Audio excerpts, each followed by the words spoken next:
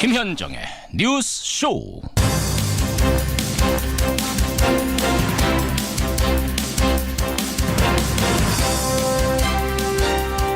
조금 전 6시 25분경 검찰 출석 21시간 만에 이명박 전 대통령이 서울중앙지검을 나섰습니다. 쏟아지는 질문에도 묵묵부답 차에 올라탔는데 검찰 조사에서는 이렇게 말했다죠. 나는 모르는 일입니다. 설령 그런 일이 있었다 해도 실무선에서 이루어진 거고 나는 보고를 받은 적도 지시한 적도 없습니다.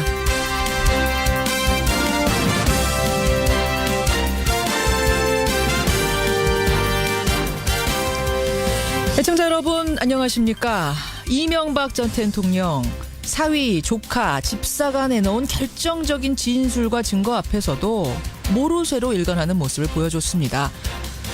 국민은 납득하기가 어렵습니다. 납득할 수 없습니다. 구속영장 청구에 무게를 두는 것도 그 때문이죠. 조사를 받으러 가면서 MB가 이런 말 했습니다. 이번 일이 역사에서 마지막이 됐으면 좋겠다. 참담하다라는 말을 했는데 그 참담함을 1년 새 2번이나 겪는 국민 심정은 어떻겠는지 부디 헤아려 주길. 헤아린다면 이제는 진실을 받아들이길 바랍니다. 봄비 내리는 아침 김현정의 뉴스쇼 출발합니다.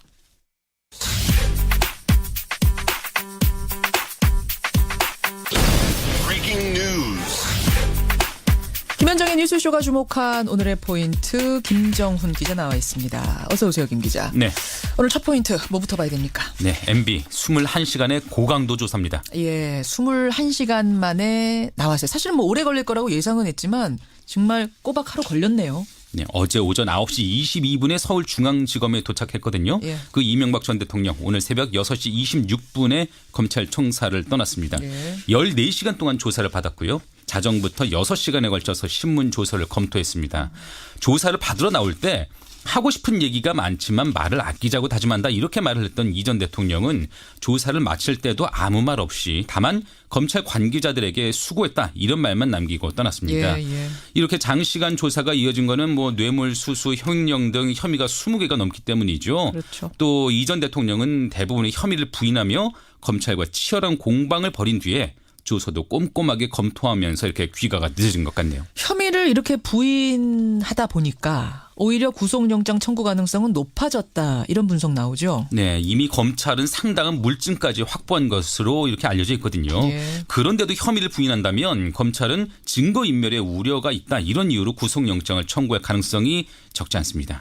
영장을 청구한다면요. 이르면 내일 아니면 월요일이 될 것으로 보이는데 검찰이 막판 고민을 이어갈 것 같네요. 예, MB의 검찰 조사 뒷이야기는 잠시 후에 권영철 기자와 함께 조금 더 짚어보기로 하죠. 일단 다음 포인트 갑니다. 네, 무역에서 맞붙은 한미 간 격전입니다. 북핵 문제, 미사일 문제 두고는 긴밀한 관계를 유지해온 우리나라와 미국인데 무역에서는 계속 삐걱거려요. 네, 오늘 한미 FTA 3차 개정 협상이 미국에서 열리거든요. 앞선 2차례 협상에서 제기된 논의를 이어가는 자리인데 한 가지 숙제가 더 얹혀졌습니다. 뭡니까? 이게 바로 수입 철강에 대한 고율의 관세죠. 예. 미국이 수입산 철강에 관세 폭탄을 떨어뜨리기로 했는데 우리나라는 23일 발효 전까지 어떻게든 그 예외국으로 인정을 해달라 이런 요구를 하는 중이거든요. 지금 예외국이 3개국 있거든요. 거기에 우리도 좀 넣어달라 이런 맞습니다. 겁니다. 예. 근데 이렇게 되면 어쨌든 한미 FTA 개정 협상 쟁점 중 하나인 자동차 시장에서 우리나라가 한 발 양보를 해야 되는 상황에 몰릴 가능성이 높습니다. 결국 철강 관세 방침이 한미 간 무역 전쟁에서 미국의 지렛대로 사용되는 형국인 거죠. 지금 외교 안보 쪽은 잘 풀리고 있잖아요. 네. 이 무역 쪽에서도 좀 실력 발휘가 됐으면 좋겠습니다. 좋은 소식 들려왔으면 좋겠고 마지막 포인트 하나 더 짚죠. 네, 김은국에 번진 미투 폭로입니다. 가수 김은국 씨 성폭력 가해자로 지목이 됐더라고요. 현재 가수 협회장이기도 하거든요. 그렇죠. 지난 2016년 가수 김은국 씨로부터 성폭행을 당했다는 30대 여성의 폭로가 터져 나왔습니다. 예. 보험 설계사로 김은국 씨와 만났다고 하죠. 김 씨가 억지로 술을 먹여서 정신을 잃었고 깨어나 보니까 알몸으로 누워있더라 이런 주장입니다. 이에 대해서 김은국 씨 측은 함께 술을 마신 건 사실이지만 성폭력은 없었다는 입장인데 조만간 공식 입장을 정리해 내놓겠다고 하네요. 여기까지 오늘의 포인트. 김정훈 기자 수고하셨습니다. 네. 네, 이명박 전 대통령이 소환 21시간 만에 논현동 자택으로 귀가를 했습니다. 저는 오늘 참담한 심정으로 이 자리에 섰습니다. 여러 범죄 의혹을 받는 이 전 대통령은 중형 선고를 피하기 위해 한치도 물러설 수 없는 상황입니다. 예, 오늘 첫 순서는 권영철 선임 기자와 함께 MB의 21시간 조사 그 뒷이야기를 좀 더 깊이 들어가 보겠습니다. 어서 오세요, 권영철 선임 기자. 안녕하십니까. 조금 전 귀가를 했습니다. 네. 묵묵부답으로 차에 탄 채 청사를 빠져나왔습니다. 네. 조사 시간 이 예상한 정도로 걸린 건가요? 더 길어진 건가요? 이게 검찰이 원래 오전 9시 반에 나와달라고 한 것은 14일 안에 조사를 끝내겠다는 의지였거든요. 예. 어제 사실은 문무일 검찰총장이 한 밤 10시가 넘어서 귀가한 걸로 제가 파악을 했는데. 총장이? 예. 그때쯤에는 실질적인 조사는 거의 마무리 단계였다고 합니다. 최종 조사는 11시 55분이고. 예, 거기까지 갔는데 10시쯤에 이미 조사할 내용은 거의 다 됐다. 그다음에 이제 뭐 기록 검토 시간이니까 귀가했다는 얘기를 들었으니까 예. 예상에서 크게 벗어나지는 않았고요. 그리고 뭐 한 6시간 반 정도 기록을 검토했는데 박근혜 전 대통령보다는 조금 짧았죠. 그러네요. 특수수사통들에게 물어보면 기록 검토를 쉽게 하는 경우는 한 4시간 정도. 꼼꼼하게 하면 7시간 정도 걸린다고 하니까 예. 뭐 6시간 반 정도는 제법 꼼꼼하게 한 셈입니다. 오늘 사실은 권영철의 와이뉴스를 앞으로 땡긴 거 아닙니까? 네. 잡아오신 주제를 보니까 네. 이명박 전 대통령 검찰 조사에서 왜 당황했을까? 예, 이렇게 잡아오셨더라고요. 그렇습니다. 아니 출두할 때만 해도 목소리 높이고 들어갔는데 당황했다는 얘기가 들려와요? 예, 제가 그렇게 취재를 했는데요. 어허. 아마 예상하지 못한 증거 자료들이 제출되면서 이명박 전 대통령이 상당히 당황했다 이런 얘기를 들었습니다. MB가 예상치 못했던 자료들, 증거 자료들을 검찰이 불쑥불쑥 내미는 통에 당황했다. 예. 통상 검찰이 피의자를 소환해서 조사를 할 때 수사를 통해서 수집된 증거 자료들을 다 내보이지는 않습니다. 예. 숨겨둔 카드가 있어야 재판에서 유죄를 입증하는 데 유리하지 않겠습니까? 그렇죠. 그런데 이제 이 전 대통령에게는 수집된 증거 자료들 상당 부분을 보여준 것으로 알려졌습니다. 검찰의 한 핵심 관계자는 원래 수집된 증거 자료를 다 보여주지 않고 이래도 모른다고 할 테냐 이 정도만 보여주는데 예. 이번에는 많이 보여준 편인 걸로 안다. 왜요? 왜 이번엔 많이 보여줬어요? 워낙 뭐 이명박 전 대통령의 조사는 예정대로 갔다 그럽니다. 그래서 그 MB 이제 전 대통령이 당황했다는 얘기는 이 전 대통령이 조사를 받으면서 자기가 예상하지 못했던 진술 증거들이 나오니까 이게 당황해하는 그런 모습들을 보였다는 겁니다. 그만큼 검찰 수사가 탄탄했다는 얘기가 되는 건가요? 그렇습니다. 이명박 전 대통령의 부인에도 불구하고 다스는 MB 거라는 걸 밝힐 증거와 진술들을 확보해 뒀다는 얘기가 되는 겁니다. 사실은 20여 개 혐의나 된다는 건 다른 말로 하면 결정적 한 방이 없는 거 아니냐라는 얘기도 사실 있었는데 그건 바깥에 알려진 것이고 결국은 결정적 한 방이 있었던 거예요. 그러니까 철벽 같았던 이명박 전 대통령이 당황할 정도라면 검찰 수사가 상당히 깊이 있게 진행됐다는 걸 입증하는 것 되지 않겠습니까? 그러네요. 그래서 검찰 특수통 원로 법조인들에게 물어보니까 예. 문무일 총장과 윤석열 검사장이 상당히 복이 있는 사람이다. 이런 얘기들까지 하더라고요. 복이 있다니요? 그 얘기는 수사가 예상과 달리 잘 풀렸다는 겁니다. 사실 다스 수사가 본격화되기 전까지만 해도 검찰은 이명박 전 대통령에 대해서는 구속영장은 검토조차 안 했던 것으로 이렇게 파악이 되고 있습니다. 검토조차 안 했다고요? 예. 원세훈 전 국정원장의 그 댓글 공작. 시작은 사실 댓글부터 시작한 거거든요. 그렇죠. 수사가. 그리고 국정원 특활비 문제가 이제 또 뚫리면서 이게 시작된 거 아닙니까? 예. 이때만 해도 전직 대통령에게 구속영장을 청구할 사안은 아니라고 봤다는 겁니다. 검찰의 한 고위 관계자는 국민들은 다스는 누구 겁니까? 운동을 벌이면서 관심을 나타내지만은 다스가 MB 거라는 걸 밝힐 방법이 없었다. 그런데 측근들이 줄줄이 불기 시작하면서 수사가 의외로 쉽게 풀렸다 이렇게 얘기를 했습니다. 그렇죠. 예. 이 전 대통령 검찰 조사에서도 다스는 자기 거 아니라고 계속 부인했답니까? 일관되게 부인한 것으로 파악이 됐습니다. 그래요? 검찰에서 이 전 대통령에 대한 조사가 평화롭게 진행됐다 이렇게 말을 했거든요. 이 말은 예상에서 벗어나지 않고 조사 내용을 둘러싸고 의견 대립이나 충돌이나 이런 게 없었다는 얘기가 그러면은 됩니다. 검사는 뭔가 결정적인 걸 들이밀면서 계속 묻는데 네. 이쪽에서는 계속 그냥 모르쇠로 이걸 들이밀어도 뭐 당황은 하지만 어쨌든 모르쇠. 예. 저걸 들이밀어도 모르쇠. 이렇게 끝난 거예요. 그러니까 검사는 묻고 이 전 대통령은 부인하고 검사는 또 묻고 이 전 대통령은 부인하는 그런 방식으로 진행됐다는 거죠. 아주 평화롭게 진행됐다. 예상에서 한치도 벗어나지 않았다. 이렇게 얘기하더라고요. 그렇군요. 자, 그러니까 그럼- 전직 대통령이다 보니까 사실은 다른 피의자들처럼 추궁하고 이러기는 어렵잖아요. 예, 예, 뭐, 그렇죠. 그러면은 저는 이제 궁금해지는 게 네. 결정적인 증거들을 많이 들이밀어서 당황시킬 정도의 증거가 나왔음에도 불구하고 왜 끝까지 그건 내게 아니다. 난 하지 않았다. 부인하는 걸까요? 첫 번째는 그동안에 자신의 주장을 되돌릴 수가 없기 때문입니다. 이 전 대통령은 그동안 뭐 도곡동이 어떻다고요? BBK가 어떻다고요? 새빨간 거짓말입니다. 이런 얘기했죠. 새빨간 거짓말이라는 예, 단어를 그리고 썼죠. 재임 시절에는 도덕적으로 완벽한 정권이라고 했습니다. 했죠. 당시 SNS는 도덕적으로 완벽하다 그랬지만은 좀 그런 얘기가 있었죠. 예, 예. 근데 여기서 지금 시인하면은 뭐가 되겠습니까? 본인이 새빨간 거짓말쟁이가 되지 않겠습니까? 그러네요. 두 번째는 아직도 현실을 제대로 인식하지 못하기 때문이 아닐까 그렇게 분석이 현실 됩니다. 파악을 못하고 있다. 예, 어제 출두할 때 대국민 메시지 들어보시죠. 예.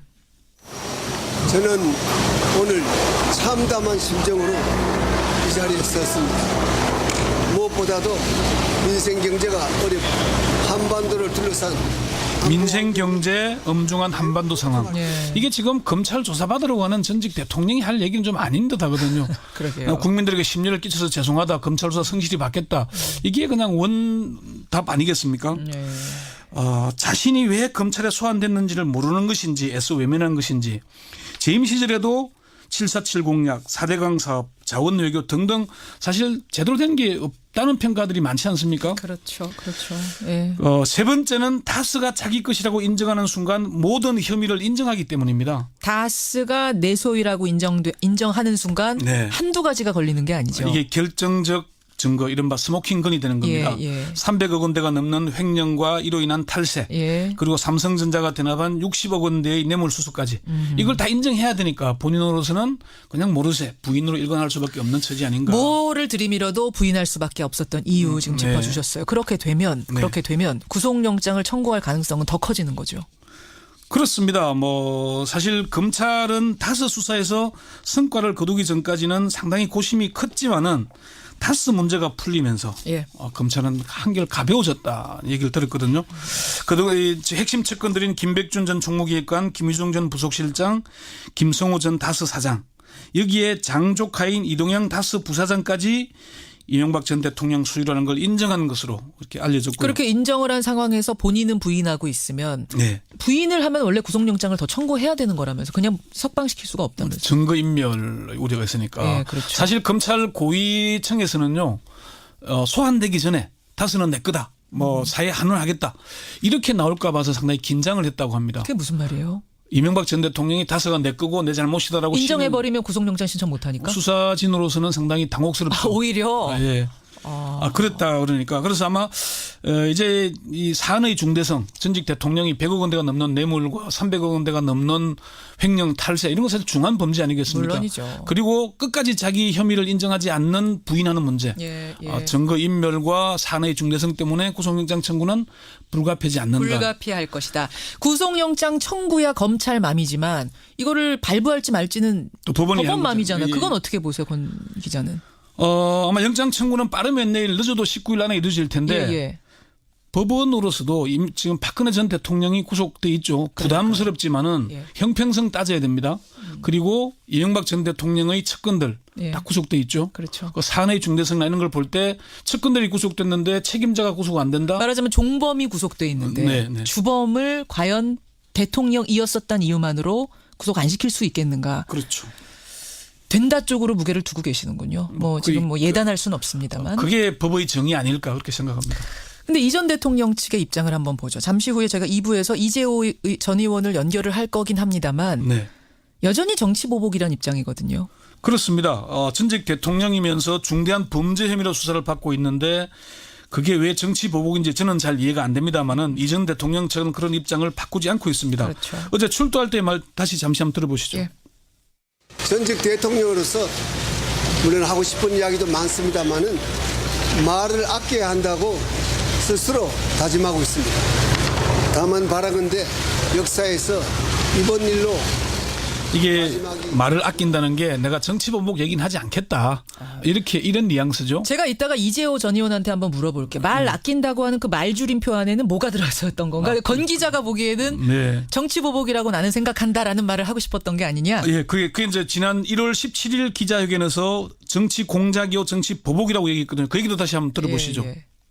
적폐청산이라는 이름으로 진행되고 있는 검찰 수사에 대하여 많은 국민들이 보수를 괴멸시키고 또한 이를 위한 정치 공작이자 노무현 대통령의 죽음에 대한 정치 보복이라고 보고 있습니다. 그렇지만 국민적인 호응은 별론 것 같아요. 지금 청취자 문자도 보면은 5754님 MB에 참담하다는 말 이건 국민들이 할 말 아닙니까? 정민호님은 자택 압수수색도 했었어야 된다 이런 얘기 또 구속이 돼야 된다. 이거는 정치적으로 따질 문제가 아니다라는 문자가 압도적으로 들어오는 상황이거든요. 자택 앞에 1인도 없었다. 한 명도 없었다. 이런 얘기들 있지 지지자. 않습니까? 예.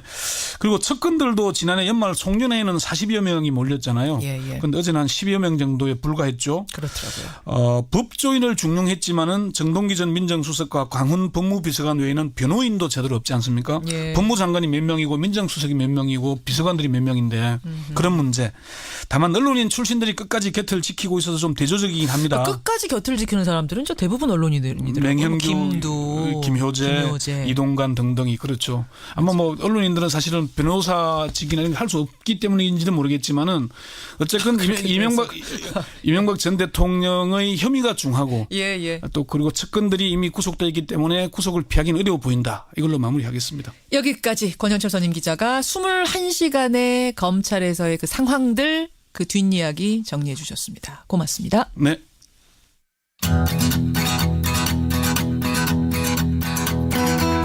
김현정의 뉴스쇼는 청취자 여러분의 참여로 이루어집니다. 트위터, 페이스북, 레인보우 게시판, 그리고 단문 50원, 장문 100원의 유료 문자 샵 1212, 우물정 1212 통해 참여하실 수 있습니다. 김현정의 뉴스쇼, 여러분과 함께 만듭니다.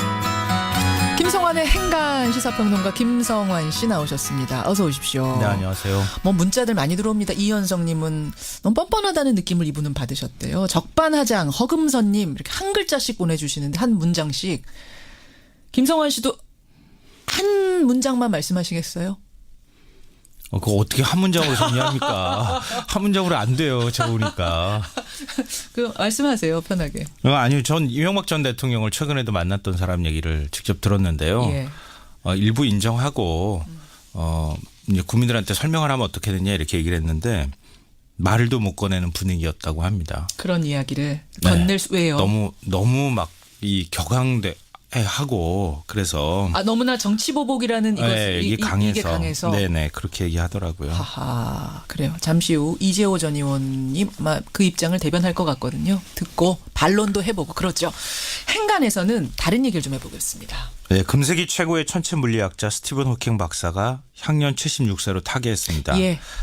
어린 시절에 휠체어를 탄 채 눈동자로 마우스를 움직이면서 대화하던 호킹 박사의 모습을 보고 과학자의 꿈을 키웠던 분들 정말 많을 것 같은데요. 많을 거예요. 우주로 떠난 천체 물리학자 스티븐 호킹 이 뉴스의 행간을 좀 살펴볼까 합니다. 우리 시각으로 어제 세상을 떠난 스티븐 호킹 박사 전 세계에서 애도 성명이 줄을 이었더라고요. 네, 테레사 메이 영국 총리, 루캉 중국 외교부 대변인, 모디 인도 총리 등등 해가지고 굉장히 많은 사람들이 또 굉장히 많은 국가에서 애도 성명을 발표했는데요. 예. 이론 물리학자 로런스 클라우스의 말이 참 저는 인상적이었습니다. 뭐라고요? 별이 방금 우주로 돌아갔다. 그는 76년 동안 우주와 용감하게 싸웠고 또 우주를 길들였다. 이 과학자도요. 멋있네요. 철학자여야 돼요. 네, 별이 방금 우주로 돌아갔다. 네. 우주로 돌아간 스티븐 호킹 이 뉴스의 행간 이면에도 뭐가 숨어 있습니까? 네, 첫 번째 행간은 인생이 재미없다면 그것은 비극이다입니다. 누구 말이에요? 호킹 박사가 한 말입니다. 그러고 보면 호킹 박사가 남긴 말 어록 굉장히 많죠. 정말 많아요. 굉장히 많아요. 네. 근데 우리 일상에 치이다 보면 이 사는 게 재미없다는 느낌 정말 많이 갖게 되잖아요. 고통스럽다는 얘기를 많이 하는 사람들이 있는데 네. 호킹 박사한테는 그럴 여유조차 사실은 주어지지 않았습니다.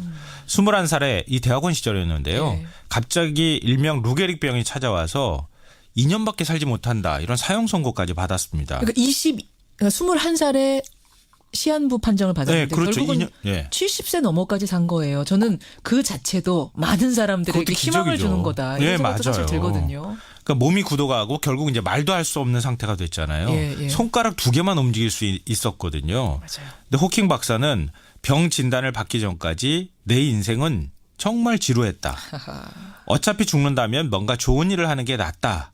이렇게 말을 하면서 더 연구에 매진했고요. 예. 빅뱅과 블랙홀, 우주 배경 복사, 중력 이론 뭐 이런 등등의 분야에서 위대한 업적을 남겼습니다. 그렇죠. 지금 평창 동계 패럴림픽이 진행 중이잖아요. 예. 2012년 런던 패럴림픽 개막식에 또 깜짝 등장했는데요. 이 장애가 도전 정신과 희망을 꺾을 수 없다 이런 메시지를 전 세계에 던져서 감동을 주기도 했습니다. 76세로 타계하는 스티븐 호킹 두 번째 행가 뭔가요? 두 번째 행가는 그는 먼 우주를 말과 글로 보여준 문학가였다입니다. 제가 아까 전에 어록이 굉장히 많다고 했잖아요. 네. 좀 문학가예요. 과학자이자. 제가 질문을 하나 해볼게요. 예. 우주인이 되기 위한 첫 번째 조건이 뭘까요? 체력 좋아야 되는 거 아니에요? 우주 갔다 오려면? 아닙니다. 말을 잘하고 글을 잘 써야 합니다. 왜요? 왜냐하면 우주를 가서 본 사람이 별로 없으니까. 가서 보고 왔으면 우리한테 설명해 줘야 전달을 돼. 해야 되니까. 설명해 줘야 하잖아요. 보고 느낀 걸 전달해야 되니까. 네. 아하. 달에 최초로 착륙한 우주인 닐 암스트롱 있잖아요. 예. 거의 인터뷰 안 했습니다. 그냥 거의 잠적하듯이 했거든요. 예. 자기 혼자만 가서 보고 와. 보고 왔으면 우리한테 설명해 줘야 되지 않겠어요? 그러네요. 듣고 보니. 그걸 어떻게 잘 전달할 거냐. 문학적으로 표현하기도 하고 예. 때론 과학적으로 예. 설명해 줘야 하거든요. 예. 우리가 칼 세이건이 쓴 코스모스라는 책을 보면서 막 가슴 설레하는 이유가 바로 이런 점 때문입니다. 예. 그러니까 호킹 박사도 마찬가지였어요. 시간의 역사라는 책 읽고 많은 사람들이 과학에 관심 가졌거든요. 그렇죠. 청소년들도 호킹 박사가 막 유머 섞인 얘기로 우주를 설명해주고 보여주고 예. 전달해줄 때 감동을 받고 과학자가 되고 싶어 했거든요.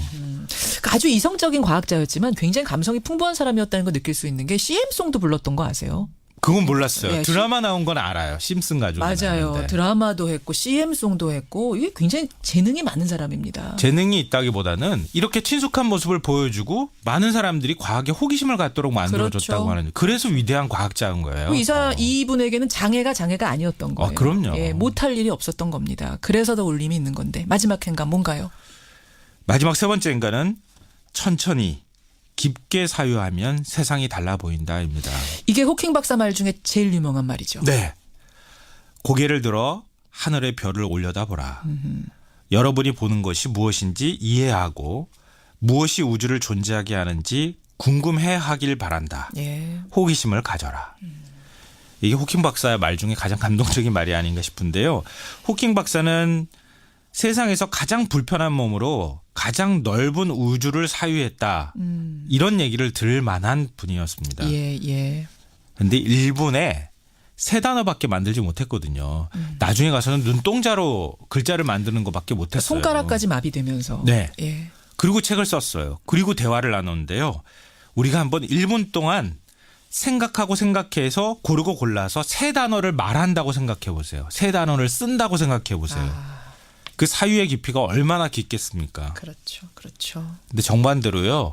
우리는 1분도 손에서 스마트폰을 놓지 못하고 있습니다. 1분도 뭔가 새로운 뉴스를 접하지 않으면 막 불안해합니다. 예. 이런 현대인들이 호킹 박사처럼 천천히 깊게 사유하면 아마 세상이 달라 보이지 않을까요? 그러게요. 청취자 2956님은 그 많은 어록 중에서 이분은 이 말씀을 제일 좋아한대요. 우주에 사랑이 없다면 그곳은 대단한 곳이 아니다. 사랑의 중요성을 강조한 어록도 기억에 호킹 납니다. 박사는 문학가였다니까요. 그러네요. 스티븐 호킹 지금 추모의 물결이 전 세계적으로 일고 있습니다. 오늘 뉴스쇼에서도 들여다봤습니다. 김성환 씨 수고하셨습니다. 네, 고맙습니다.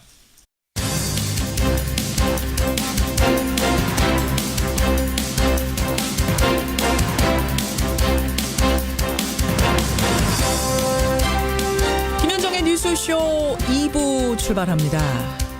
검찰에 출두한 지 21시간 만에 귀가한 이명박 전 대통령. 지금 논현동 사저에서 측근들과 모여 있다. 측근들이 모이고 있다. 뭐 이런 얘기들이 들리는데요. 이분도 아마 갔거나 지금 가고 계실 것 같아요. MB계 좌장 자유한국당 이재호 전 의원 오늘 첫 순서로 연결을 해보겠습니다. 그런가 하면 문재인 대통령이 국회가 합의 못하겠다면 내가 개헌을 발의하겠다라고 했죠. 다음 주 수요일에 하겠다라고 날짜까지 내놨습니다. 4개 야당은 일제히 반발하고 나섰습니다. 잠시 후 여당, 야당 양측의 목소리를 듣고 여러분 생각도 정리해보시죠. 오늘 탐정손수호에서는요. 최근 우리 청취자 여러분들의 요청이 많았던 사안을 한번 다뤄보려고 합니다. 최근에 미투 운동이 번지면서 장자연 사건 다뤄달라는 분도 계셨고 제2의 장자연 사건을 또 언급한 분들도 계셨어요. 장자연 사건은 저희가 이미 탐정에서 다룬 적이 있고요. 오늘은 제2의 장자연 사건으로 불리는 단역 배우 자매 자살 사건. 이 사건의 이면을 들어가 보겠습니다. 50원의 단문 100원의 장문 유료 문자 샵 1212 카톡 레인보우까지 열어놓고 출발합니다. 예, 이명박 전 대통령 21시간 만에 서울중앙지검 나서면서 기자들 질문 쏟아졌지만 변호인들 향해서 수고하셨습니다. 한마디 하고는 그냥 차를 타고 집으로 돌아갔습니다. 어제는 들어가면서 대국민 메시지 남겼죠. 하고 싶은 말 많지만 아끼겠다라고 했습니다. 그 하고 싶은 말이란 어떤 걸까요? 이분은 아실 것 같습니다. 어제 응원 피켓까지 들고 집으로 찾아갔던 분이세요. 측근 중에 한 명 자유한국당 이재호 전 의원 연결을 해보죠. 이 전 의원님 안녕하세요. 예, 안녕하세요. 어제는 배웅을 가셨는데 오늘은 어떻게 마중 안 가셨어요? 오늘 아침 시간이 좀 애매해서 예, 이제 오후에 가봐야지. 오후에 집으로 찾아가시려고요. 예, 가서는 뭐라고 말씀하실 생각이십니까? 조사받느라고 수고하셨다는 인사죠. 뭐. 수고하셨다고. 어제는 이제 검찰로 들어가면서 대국민 메시지를 이명박 전 대통령이 하셨습니다. 할 말은 많지만 아끼겠다. 그래서 많은 분들이 궁금해하셨어요. 그 하고 싶은 말이란 게 도대체 뭘까? 하고 싶은 말이 한두 가지겠습니까? 그 우리가 볼 때도 우리 같은 사람도 하고 싶은 말이 많은데 당사자가 지금 이 일이 발단이 돼서 제일 처음에 댓글부터 시작해서 8개월 동안 끌고 왔지 않습니까? 그렇죠. 그리고 이 일이 당장 뭐 현행범으로 일어난 것도 아니고 이미 재직 전에 2007년도 대선 경선 때부터 시작해서 그 10년 전의 일부터 지금 들추어서 하는 것 아닙니까? 그리고 본인뿐만 아니라 본인의 가족, 뭐 주변의 비서들, 뭐 하여튼 본인이 재임 중에 있었던 뭐 청와대 행정관들 해서 주변에 큰 수많은 사람들을 불러다가 조사하고 뭐 협박하고 뭐 그렇지 않겠습니까? 이제 그런 과정을 지켜보면서 이게 문재인 정권이 민주주의를 사랑하는 그런 민주적 정권인데 검찰이 하는 짓을 보면 이거는 민주주의를 파괴하는 정권처럼 돼 보이잖아요. 민주주의를 파괴하는 행동으로까지 지금 보세요. 이 검찰의 저는 그렇게 봅니다. 검찰한 행동이. 검찰한 행동이 우리가 거기에 갔다 온 사람들 이야기를 구체적으로 많이 들어보는데 그 사람들 이야기를 들어보면 검찰이 하는 짓이 도를 넘은 거예요. 도를 넘었다. 조금 전에 협박이란 단어 쓰셨는데 가서 협박받은 사람도 있답니까? 있죠. 예를 들어서 당신 이거 시인 안 하면 당신 집어넣는다든지 이거 시인하면 당신 내준다든지 뭐 이런 이야기들이 협박 아니겠어요? 그런 이야기를 누가 듣고 왔다고 합니까? 당신 이거 들어갔다 온 사람들이 그런 이야기 하는 사람들이 한두 사람이 아니죠. 그러면 진짜가 아닌데 시인하라고 협박을 했다는 거예요? 아니면은 그런 것도 있고. 그런 거죠. 그러니까 이 부분은 뭐 그런 일련의 과정들을 쭉 지켜보면서 이거는 정말 민주정권이 아니라 이명박을 잡아가기 위한 정권이 아니라 이게 나라의 건강을 흔드는 아주 위험한 정권이다 이런 생각을 하지 않았겠어요. 그런 부분까지. 그러면 본인께서 얼마나 할 말이 많겠어요. 그러나 그 많은 말들을 전직 대통령이었다는 이유 때문에 참고 있는 거죠. 그 이야기를 하신 것 아니겠어요? 알겠습니다. 지금 이재호 의원께서 검찰 조사 과정에서 이러이러한 일이 있었다라고 말씀하신 거는 검찰로부터 뭐 확인은 저희가 할 수가 없는 거니까 일단 주장인 것으로. 나도 검찰 보고 당신들이 이렇게 했나 확인할 수는 없지만은 갔다 나온 사람들이 이야기를 들은 게 그렇다. 들으셨어요. 직접 들으셨다. 알겠습니다. 자, 그렇게 일단 듣고. 정치보복이라는 게 그러니까 지금 정치보복 수준이 아니라 민주주의 파괴라고까지 말씀하셨는데. 저는 정치 보복이 이게 너무 지금 이 정치 보복이라는 게 잔인한 정치 보복이잖아요. 그런데요, 이 의원님. 이게 보십시오. 정치 보복이라 함은 없는 그러니까. 죄를 만들어서 뒤집어 씌울 때 정치 그렇습니다. 보복이라고 한 지금 보면 핵심 측근들이 한두 명이 그렇습니다. 아니라 이게 줄줄이 정치 자백을 하고 있는 상황. 정치 보복이라 하면 예.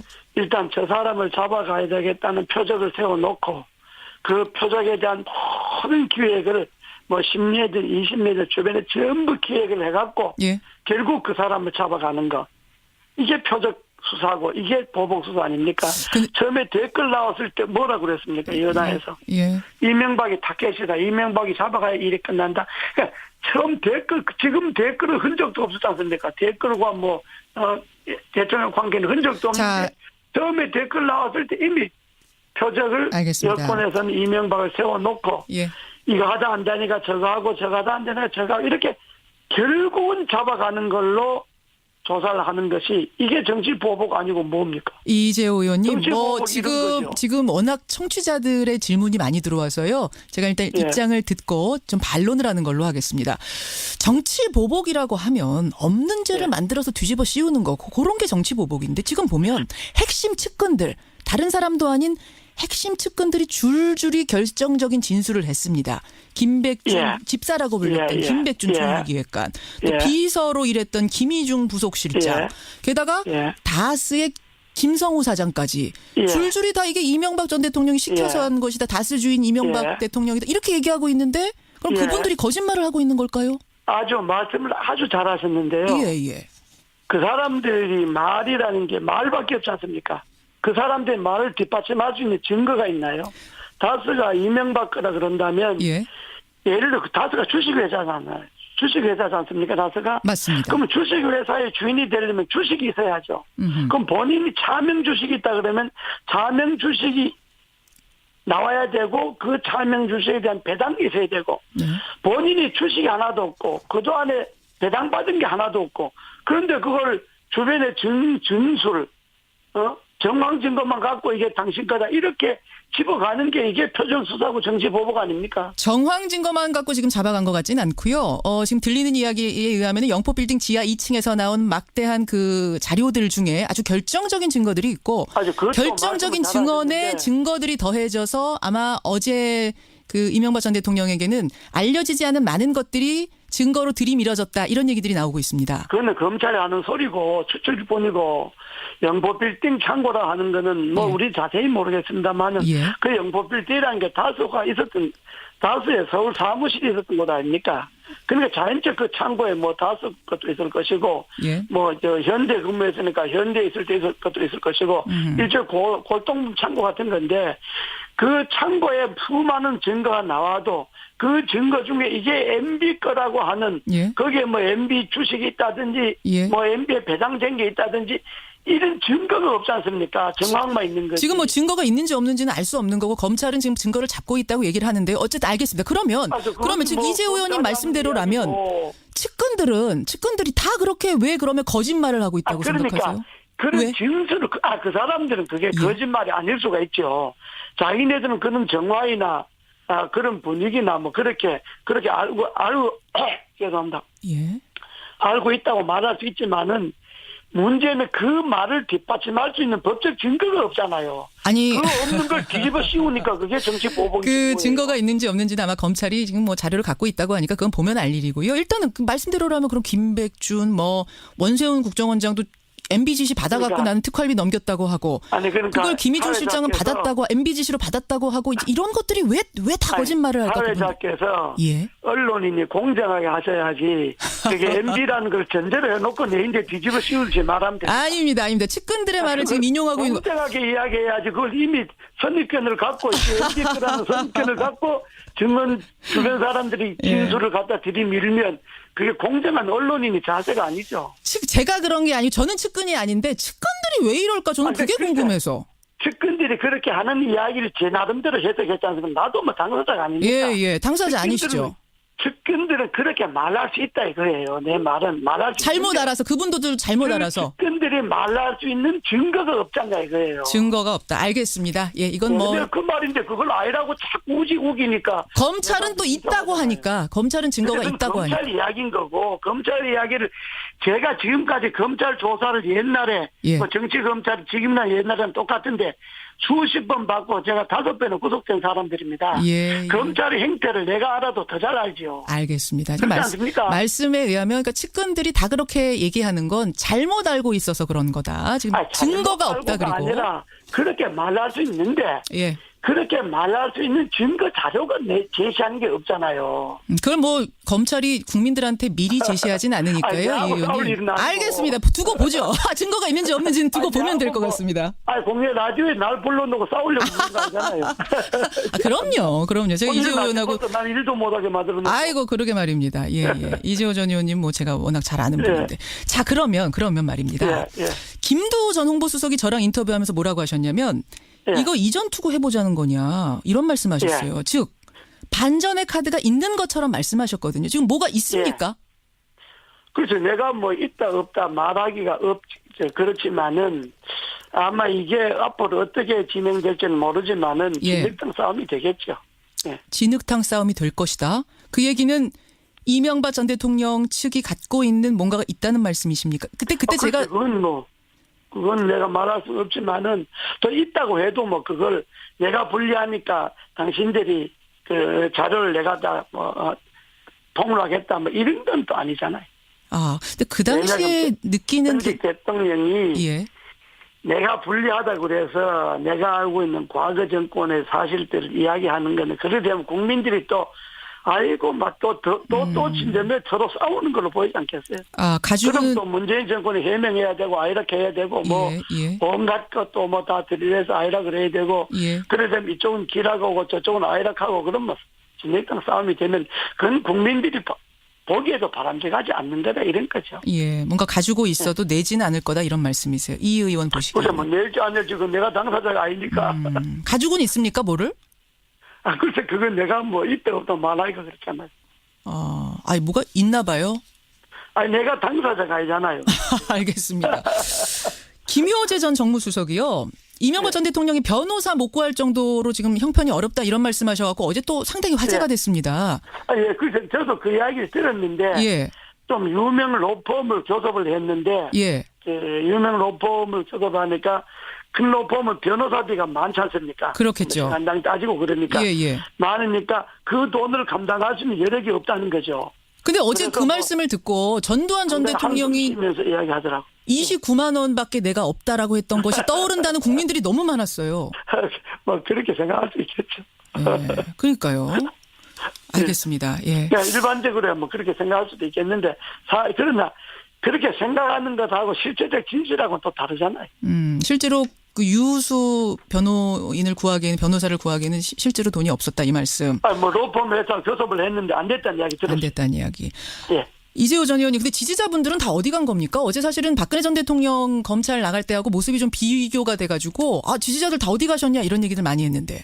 그 몇 가지 이유가 있는데요. 저희들 스스로도 지지자를 동원하지 않았고 왜냐 그러면 또 본인께서 뭐 조용하게 가겠다 뭐 이런 입장이셨기 때문에 굳이 뭐 지지자들을 많이 동원하거나 뭐 이렇게 할 필요도 없었지만은 또 하나는 이게 뭐 당장 박근혜 대통령처럼 전직이 있다가 잡혀가는 게 아니고 이미 대통령 지난 지가 막 5, 6년 지났지 않습니까? 그렇죠. 5, 6년 지났는데 또 그 지지자들을 그 아침에 뭐 또 나오라 하기가 좀 그렇잖아요. 알겠습니다. 30초 남았습니다. 본인께서도 원하지 않았고. 구속될 거라고 보십니까? 저는 뭐 그렇게 보지 않습니다. 구속 영장은 신청이 되더라도 발부하지 않을 것이다 법원이. 나는 뭐 영장 신청도 그렇고 전직 대통령인데 어쨌든 5년 동안에 한 나라를 맡았고 많은 그 나라를 위해 많은 일도 있었는데 개인 비리 몇 개 갖고 그것도 본인이 부인하는 비리 갖고 구속영장까지 치겠다. 그럼 진짜 그건 정권도 아니죠. 알겠습니다. 이 부분에 대해서는 또 제가 좀 질문 드릴 게 많지만 오늘은 여기까지. 질문은 좋은데 나하고 싸우려고는. 싸울 생각 전혀 없어요. 이재호 전 의원님. 저 잘 아시잖아요. 싸울 생각 전혀 없고 저는 청취자들이 하시는 질문, 검찰에서 나온 반론들 중립적인 입장에서 전달했다는 거 말씀드리고요. 고맙습니다. 저도 잘합니다. 고맙습니다. 자유한국당 이재호 전 의원이었습니다.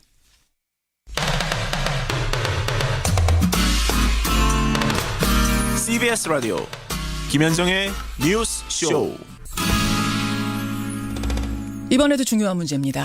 개헌. 개헌은 시급한 문제이기 때문에 6월 지방선거에서 반드시 함께 투표를 해야 된다. 그런데 그때까지 국회가 합의안을 내놓지 않으면 결국은 대통령안으로 발의할 수밖에 없다. 이게 문재인 대통령이 그제 한 말입니다. 그러자 4개 여당이 모두 일제히 반대했습니다. 대통령 4년 연임제를 골자로 하는 개헌안 내용 자체에 반대하는 당도 있고요. 그건 아니지만 대통령이 주도하는 방식이 안 된다라고 반대하는 당도 있고 둘 다 안 된다는 당도 있습니다. 오늘 여당과 제1야당의 입장을 차례로 확인하고요. 여러분의 입장도 좀 정리해 보시죠. 먼저 여당 연결합니다. 국회 헌법개정 및 정치개혁특별위원회 정개특위라고 불리죠. 사개특위에서 활동하고 계시는 더불어민주당 김경엽 의원 연결해 보겠습니다. 안녕하세요, 김 의원님. 안녕하세요. 김경엽입니다. 아니 개헌 논의 시작한 게 몇 년째인데 아직도 합의될 기미가 안 보이는 건가요? 개헌 특위만 구성해서 특위에서 집중 논의를 해온 지가 1년 3개월이 됐습니다. 예. 예. 그전에도 사실은 개헌에 대한 얘기는 계속 오가고 특위까지 본격적으로 꾸린 것도 그렇게 오래됐는데 아직도 그렇죠. 오리무중? 예. 허허. 오리무중입니다. 일단 지금 자유한국당이 예. 당론이 없습니다. 당론 안 개헌안이 나와야 협상이든지 조율이든지 가능할 텐데 예. 개헌안 자체가 없으니까 협상이 불가능하죠. 그러면 합의는 물론이고 협의도 불가능한 상황입니다. 합의는 물론이고 예. 여당의 입장은 그럼 국회가 합의 못하면 다음 주라도 대통령이 발의하시는 게 맞다 찬성하시는 건가요? 국회에서 발의를 못하면은 대통령이 당연히 발의를 해야죠. 그리고 그것은 지난번 대선 때 여야 5당 대선 후보들의 공통된 대국민 약속이었고요. 물론 문재인 대통령의 약속이기도 했고, 예. 그 당연히 약속은 지켜야 되는 거고, 약속을 못 지킬 때는 못 지킬 만한 납득할 만한 이유를 얘기하고 대국민 사과를 해야죠. 예. 그런데 대통령이 그 대국민 약속을 지키겠다고 하는데 그걸 지키지 말라 하고 하는 게 오히려 잘못된 거죠. 정상이 아니라고 봅니다. 알겠습니다. 근데 야당들의 반대 이유는 이렇습니다. 대통령이 개헌안을 직접 발의하겠다는 건 관제 개헌이다. 물론 빨리빨리 합의가 돼서 이번에 했으면 좋았겠지만 서로 뜻이 엇갈려가지고 논의하는 중에 있다면 아무리 시간이 걸리더라도 국회 합의, 국민 합의가 이루어진 뒤에 해야지. 시간표 맞추기 위해서 대통령이 주도하는 건 이건 졸속 개헌이다라는 입장인데요. 개헌의 관제 개헌과 민제 개헌이 나뉘어져 있는지 모르겠는데요. 대통령이 발의하든 국회가 발의하든 헌법상의 당연한 권리로 돼 있고요. 그다음에 국회가 당연히 할 것으로 대통령도 국회의 개헌 논의를 우선적으로 존중하겠다라고 수차례 말씀을 하셨고 예.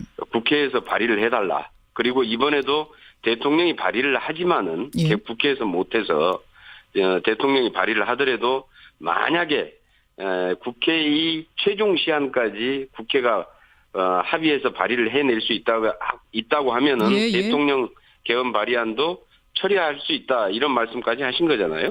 그러니까 그것은 그 개헌을 하기 싫다라는 우리 야당 특히 자유한국당의 주장인 거지. 현실적으로 지금 개헌하고 싶으면은 개헌안부터 내놨어야 된다 이런 생각입니다. 자유한국당은 조금 더 논의하고 10월에 따로 개헌 투표를 하자는 건데 이거에 대해서는 어떻게 생각하세요? 지금 그것은 전혀 그 가능성도 없고요. 문제는 지금 이 개헌이 예전에 박근혜 대통령 때 개헌 논의를 하자 그랬을 때 민생, 경제 이런 현안들이 산적해 있는데 개헌 논의를 하는 게 국정의 블랙홀이다 이렇게 얘기하면서 개헌 논의 자체를 아예 막은 적이 있었거든요. 그런데 문제는 개헌 논의가 일정 정도 국정의 블랙홀인 면이 있죠. 그 말 그대로 지금 그러면 어떠냐. 민생 경제 더 심각하죠. 그다음에 남북관계, 북핵 문제 정말 해야 될 국정과제들이 쌓여 있는데 계속 개헌 가지고 질질 끌면서 그렇다고 그래서 10월 달에 된다라는 보장도 없어요. 그리고 지금의 그 자유한국당의 모습으로 보면은 정말 개헌할 의지가 있는지 실질적으로 의문입니다. 그래서 더 이상 개헌 문제를 더 끌 수도 없고 이번에 만약에 지방선거 때까지 개헌을 해내지 못하면은 20대 국회는 더 이상 그 개헌을 논의할 자격이 없다. 그렇게까지 이렇게 생각을 보세요. 합니다. 대통령이 그러니까 다음 주에 안 되면 발의해야 된다라고 지금 강력하게 말씀하셨는데 그 내용을 예. 한번 들여다보겠습니다. 이번 대통령이 발의하게 될지 모르는 그 내용. 대통령제 개편이 사실은 이 논의의 핵심 아니겠습니까? 그런데 이 개헌안에는 그렇죠. 대통령발 개헌안에는 4년 연임제가 들어 있습니다. 즉 예. 대통령 임기를 현행 5년에서 4년으로 축소를 하되 예. 이어서 딱 한 번만 더 할 수 있게 하자. 이렇게 바꾸자는 거죠. 여기에 예. 대해서 찬성하십니까, 여당은? 그런데 이제 자칫 국민들께서 착각하기 쉬운 게 그러나 지금 현 대통령에게는 적용이 안 됩니다. 물론이죠. 예. 예. 그 다음 대통령부터죠. 예. 찬성하세요? 이 안은 맞다고 보십니까? 일단 이것도 저희 민주당의 당론입니다. 대통령 4년 중임제가. 이번에 이 중임제는 아니고 연임제로 들어있더라고요. 대통령발 개헌안에는. 그런데 예. 한 번 더 연임을 한다는 게 사실은 중임제거든요. 중임제는 이제 조금 더 넓은 의미입니다만 여하튼 바람직하다라고 보세요. 근데 이제 지금 이제 국정과제나 현안들 중에서 보면은 예. 5년 이내에 끝날 수 없는 과제들이 중장기적인 과제들이 되게 많이 있습니다. 그게 이제 국가부채나 뭐 경제전략, 재정계획, 남북관계 같은 것들도 사실 시간이 꽤 걸리는 계획들인데 어떤 국정과제 같은 경우에는 계획 수립하고 나서 실제로 시행도 못 해보고 5년의 임기가 끝나버리기 때문에 예. 그다음에 다시 백지화되거나 중단돼 버리는 경우들이 되게 많거든요. 예. 이렇게 해가지고는 어떻게 책임 있고 연속성 있는 국정 이행이 가능하겠느냐라는 거지요. 예. 그래서 이 문제는 오래전부터 5년 단임제의 폐해로 지적이 됐던 것이고요. 이 부분에 대해서는 국민들 대부분이 예. 5년 단임제는 과거에 이제 대통령의 장기 집권을 막기 위해서 임시방편으로 도입한 제도인데 이게 지금 30년이 지났단 말이죠. 그렇죠. 그래서 이 문제는 이제 5년 단임제의 문제는 개선할 필요가 있다라는 것이고요. 그래서 이제 4년 중임이 가능하도록 개헌을 하자라는 의견이 많았고 지금도 아마 이렇게 여론조사 해보면은 이 부분에 대한 그 선호도가 가장 높은 것 같습니다. 제왕적 대통령제, 지금의 5년 단임제가 문제 있다는 거는 정치권 모두 다 동의하는 것 같고 다만 이제 그 바꾸는 모델을 어떻게 할 것이냐에서 엇갈리는 건데 4년 연임제를 할 경우에는 오히려 제왕적 대통령의 권한을 더 키워주는 거다. 야당은 그런 우려도 하던데요.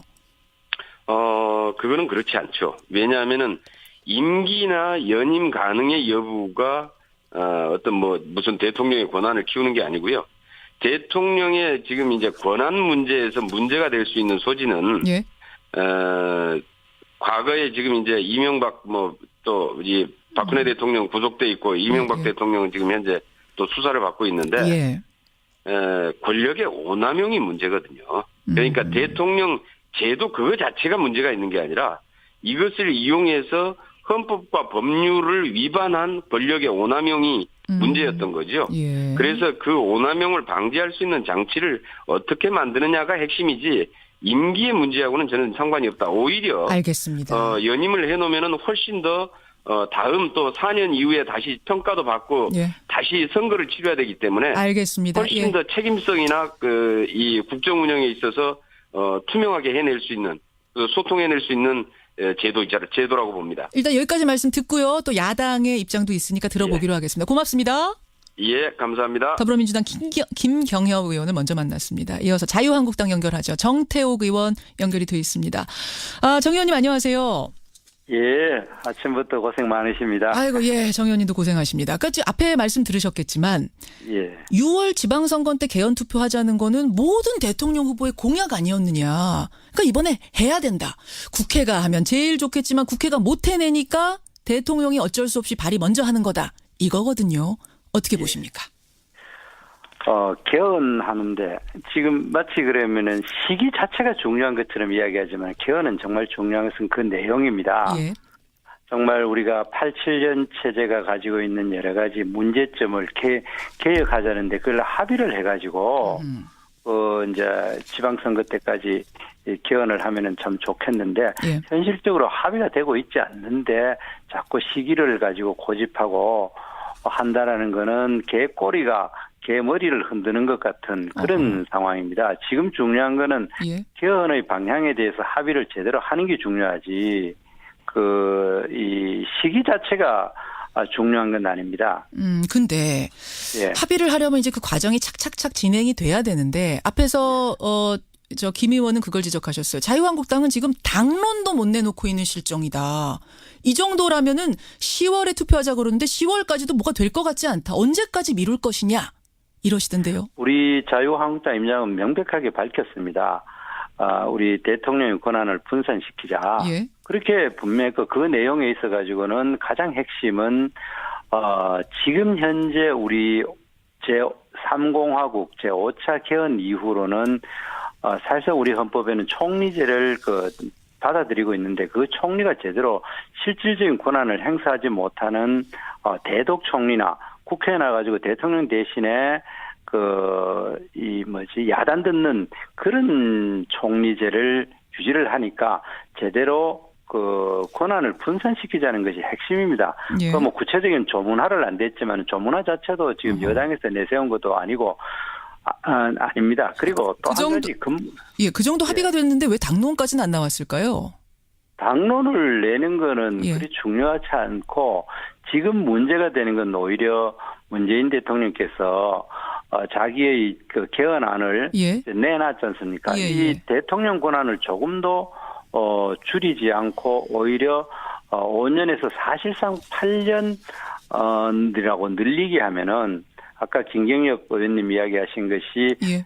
대통령 권한을 늘리지 않았다고 이야기하는데 엄청나게 늘리는 게 됩니다. 늘린 게 된다. 정치문화에서는. 예, 그래 되면은 지금 현재 개헌을 하고자 하는 가장 중요한 목적이 87년 체제 헌법이 대통령한테 과도한 권한이 가 있고 예, 예. 그리고 또 대통령이 너무 권한이 많으니까 여당은 사실상 패싱당하고 야당이 국회에서 강력하게 반발하다 보니까 국정이 항상 마비되는 현상이 나타납니다. 그래서 우리는 여야의 문제 떠나가 우리가 여당일 때에도 보면은 의미 있는 법안이 예. 통과되기가 힘들었고 실제 통과되기가 알겠습니다. 그러니까 4년 연임제는 오히려 대통령 권한, 제왕적 대통령의 권한을 더 늘리는 거다 말씀하셨는데 근데 지금 청와대가 제시한 안을 보니까요. 예. 4년 연임제 안에 1안, 2안 두 개가 있어요. 1안은 지금 말씀하신 그런 형태 평범한 4년 연임제인데 2안을 보니까 국회가 총리를 추천하고 대통령이 임명하는 방식, 즉 국회한테 총리 선출권을 주는 이런 4년 연임제가 들어있던데 이건 어떻습니까? 그거를 충분히 협의하면 되는데 실제로 저희들이 헌개특위에 있어가 해보면은 여당이 진정하게 지금 문재인 대통령이 쇼통을 잘해요. 하나의 쇼입니다. 이 미끼를 던져놓고 자기들은 4년 중임제 그 자체를 밀어붙이고 있어요. 어떻게든 거기에 대해서 논의를 하지를 않고 단순 4년 중임제를 계속 밀어붙이다 보니까 이런 현상이 나타난 거예요. 실제로 여당 의원들 만나보면은 아까 이야기는 제2안은 그냥 곁다리에 넣어놓는 거고 실제로 그걸 합의할 가능성이 현재로서는 전혀 없어요. 현재로서는 1안을 밀고 나갈 것이다. 예, 하고 대통령께서는 추천 안에는 2안을 넣어놨지만은 대통령께서 그러잖아요. 국회에다 권한을 늘리는 거는 도저히 국민들이 용납할 수 없다라고 아예 딱 부러지게 이야기를 하지 않습니까?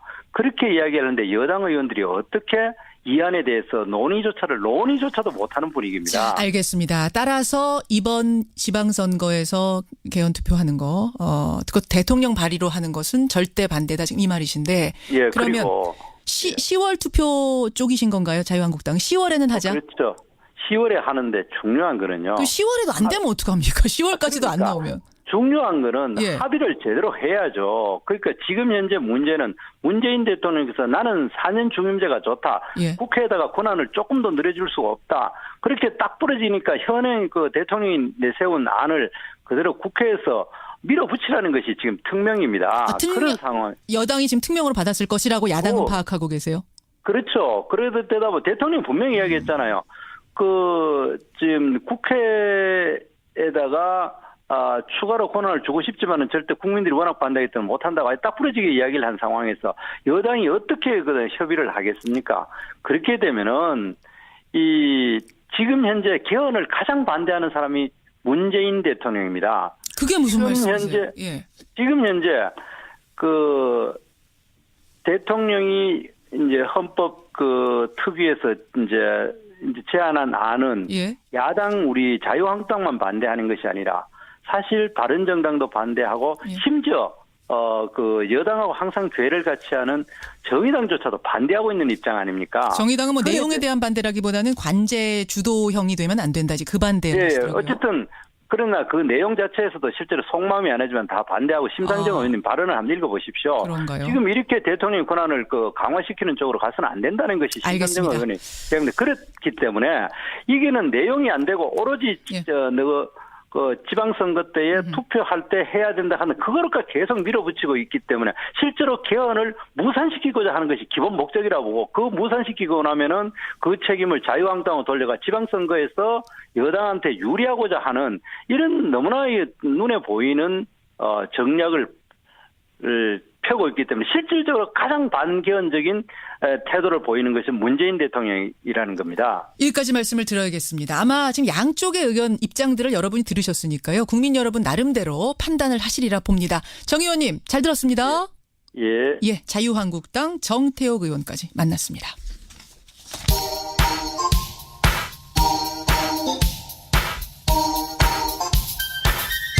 김현정의 뉴스쇼 CBS 라디오와 함께하고 계십니다. 저는 퇴근길 시사자키 정관용입니다.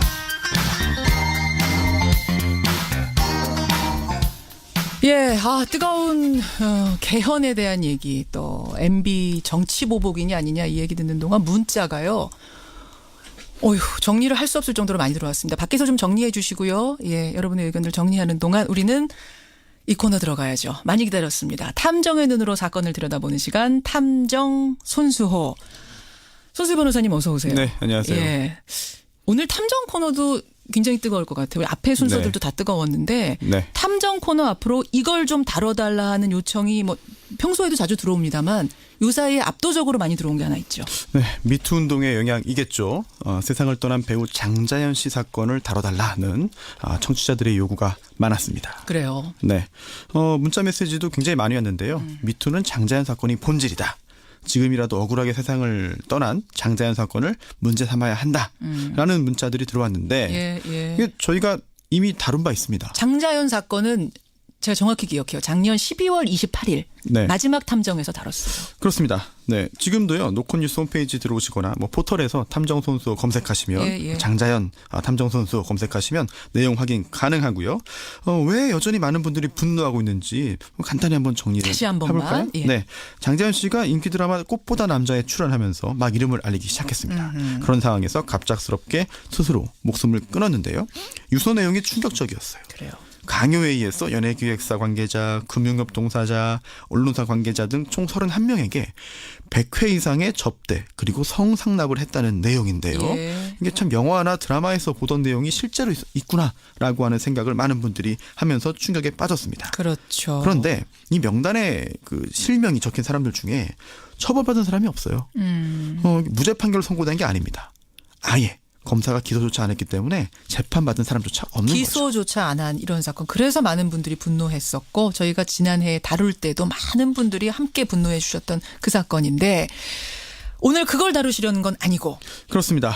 장자연 사건을 떠올리게 만들면서 동시에 그에 맞먹는 분노를 일으키게 하는 사건이죠.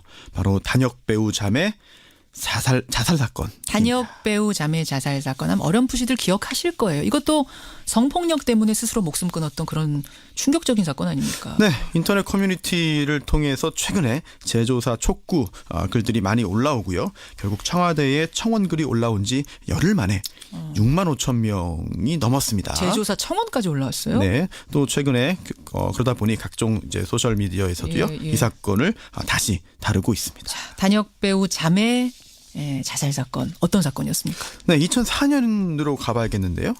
대학원생 A 씨가 있습니다. 단역 배우, 이제 보조 출연 아르바이트라고도 하는데 엑스트라. 이제 그렇죠. 네, 이 A 씨가요 IQ가 굉장히 높았어요. 네, 150이 넘었고 또 대학에서도 장학금을 받을 정도로 성적도 우승했고 또 행동도 모범적이었습니다. 뭐 집안에서도 자랑스러워하는 그런 딸이었죠. 그런데 여름방학을 맞아서요. 집에서 쉬고 있는 이 언니 A 씨에게 여동생이 엑스트라 아르바이트를 권유합니다. 여동생은 유명 가수 백댄서로 활동을 하던 중이었는데요. 결국 이 언니 A 씨는요. 보조 출연 연결해주는 연예기획사에 등록을 하고 드라마 몇 편에 단역으로 출연합니다. 근데 문제가 생깁니다. 2004년 7월에 이 A 씨가 드라마 촬영하러 경남 하동으로 갔어요. 내려갔어요, 멀리. 네, 이때부터 기획사 보조 반장 이모 씨의 추행이 시작됩니다. 보조 반장이 뭐예요? 단역 배우들이 많이 있잖아요. 예, 예. 네, 그래서 관리하는 사람이 필요한데요. 그럼 반장이 있고요. 이 반장 밑에서 반장을 보좌하고 보조해 주는 게 바로 보조 반장입니다. 말 그대로 보조 반장. 네. 그런데 이 보조 반장 이 씨가요. 시작은 성추행, 강제추행으로 시작했지만 예. 한 달 뒤에 강간, 그러니까 성폭행을 하고요. 9월까지 여러 차례에 걸쳐서 이러한 그 범행을 저지릅니다. 근데 그게 끝이 아니고요. 예. 이러한 사실을 기획사에 또 다른 반장들이 있는데요. 이런 다른 반장들에게도 알립니다. 아니 자기 범죄를 숨기는 게 아니고 알렸어요? 그렇습니다. 사실상 다른 반장들에게 이 A 씨를 넘긴 것과 마찬가지의 결과가 발생하는데요. 뭐 알선한 거예요, 말하자면? 참 그렇습니다. 11월까지요. 예. 이 촬영지 인근의 모텔, 또 차량 안에서 예, 현장 반장, 부장, 캐스팅 담당자 등으로부터요. 수시로 강간과 강제추행을 당했는데요. A 씨가 남긴 기록에 따르면요. 예. 성폭행을 한 사람이 4명. 세상에. 또 성추행을 한 사람, 강제추행을 한 사람이 8명이라고 합니다. 성폭행만 4명, 네. 성추행 8명. 네. 아니 이렇게 성폭력이 계속됐고 여러 사람에게 당했는데 신고를 못했어요? 그렇죠. 네, 폭행과 협박이 있었는데요. 주위에 이 사실 다 알리겠다. 사회생활 못하게 하겠다라고 하는 협박. 또 어디 가서 말하면 동생과 어머니를 죽여버리겠다. 동생 팔아넘기겠다. 이런 협박을 했기 때문에 결국은 신고를 못한 거죠. 아니 여기까지만 들어도 너무 안타깝고 너무 화가 나는데 여기서 끝이 아니라면서요. 그렇습니다. 안타깝게도 A 씨가 또 이런 큰일을 겪으니까 당연하게도 점점 이상하게 변해가는데요. 어떡해요? 평소에 차분하고 조용한 성격이었어요. 그런데 촬영만 갔다 오면 이유 없이 집에서 주먹으로 벽을 치고 물건을 부수고 이렇게 공격적으로 변했습니다. 예. 또 집안을 서성이면서 불안해했고요.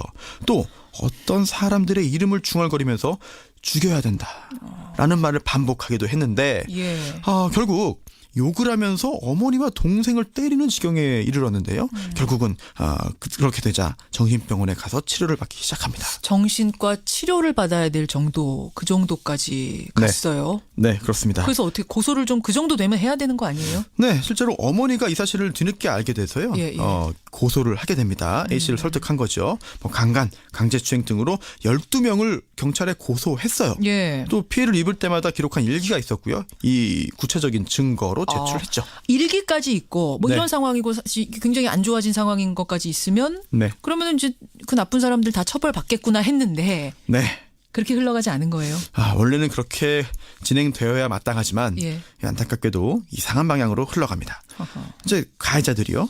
합의에 의한 거였다. 이거는 강제로 한 범죄가 아니다라고 주장을 했어요. 여기서도 합의가 나오는군요. 합의였다. 그런 주장이 할 수 있죠. 하지만 수사기관이 그렇지 않다는 걸 밝혀내면 되는 건데 문제가 생깁니다.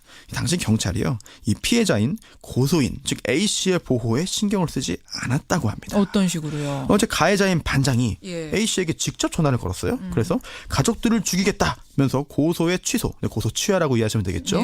고소 취소를 종용했고요. 심지어 여기에 대해서 항의하는 어머니를 때리기도 했습니다. 폭행을 했어요? 네.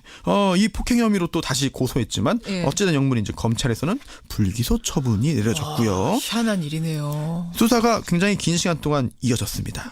그런데 이제 1년 넘는 시간 동안요.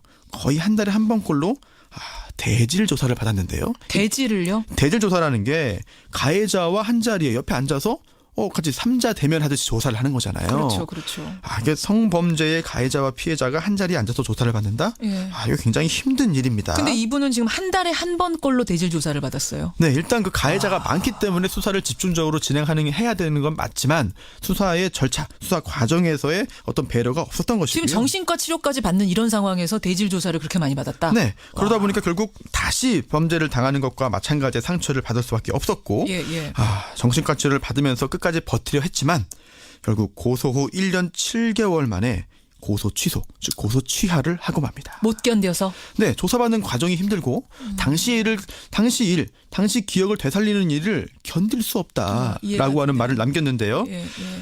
그런데 이 A 씨 가족의 진짜 비극은 그 다음부터 시작됩니다. 아니 고소를 취하했는데 비극이 그때부터라뇨? 네, 사실 정신과 치료받으면서요. 정상적인 삶을 회복하기 위해서 노력을 했습니다. 그런데 안타깝게도요. 2009년 8월 28일 오후 8시 18분 18층 빌딩 옥상에서 뛰어내려 스스로 목숨을 끊었습니다.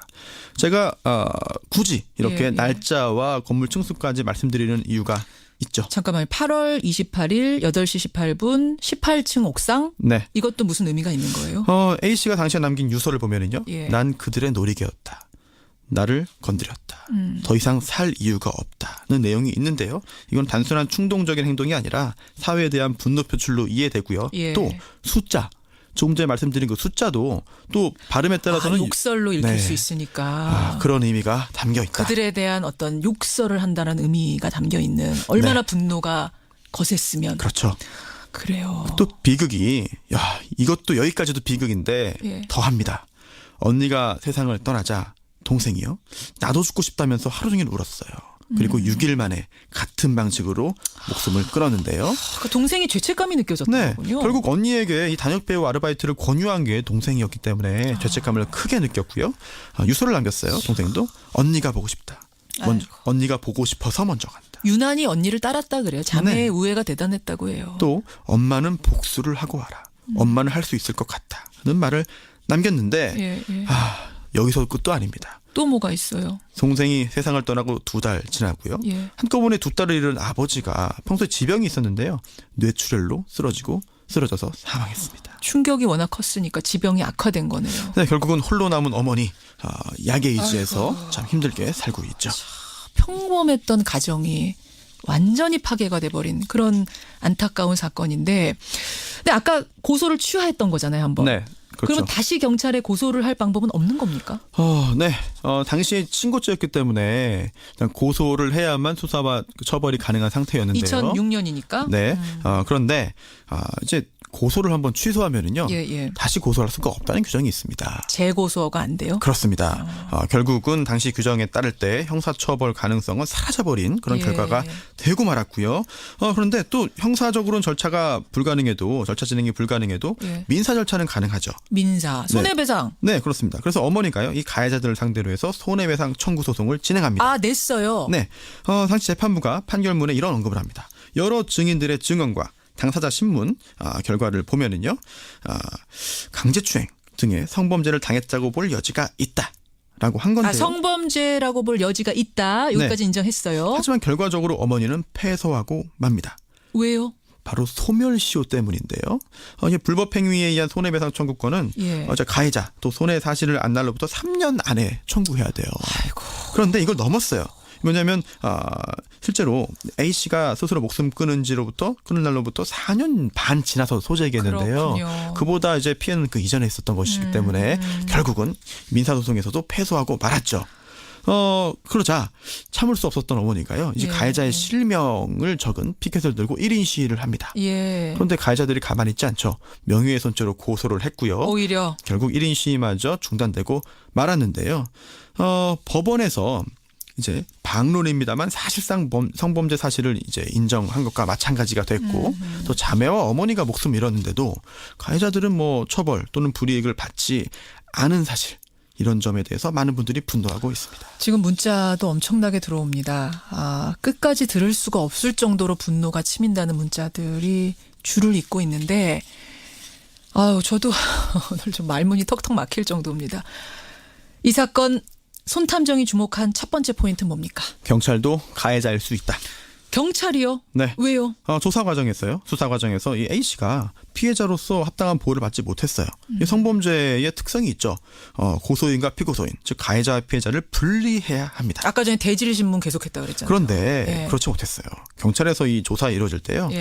A씨가 앉아있는 맞은편 책상에 피고소인들이 쭉 앉아 있었습니다.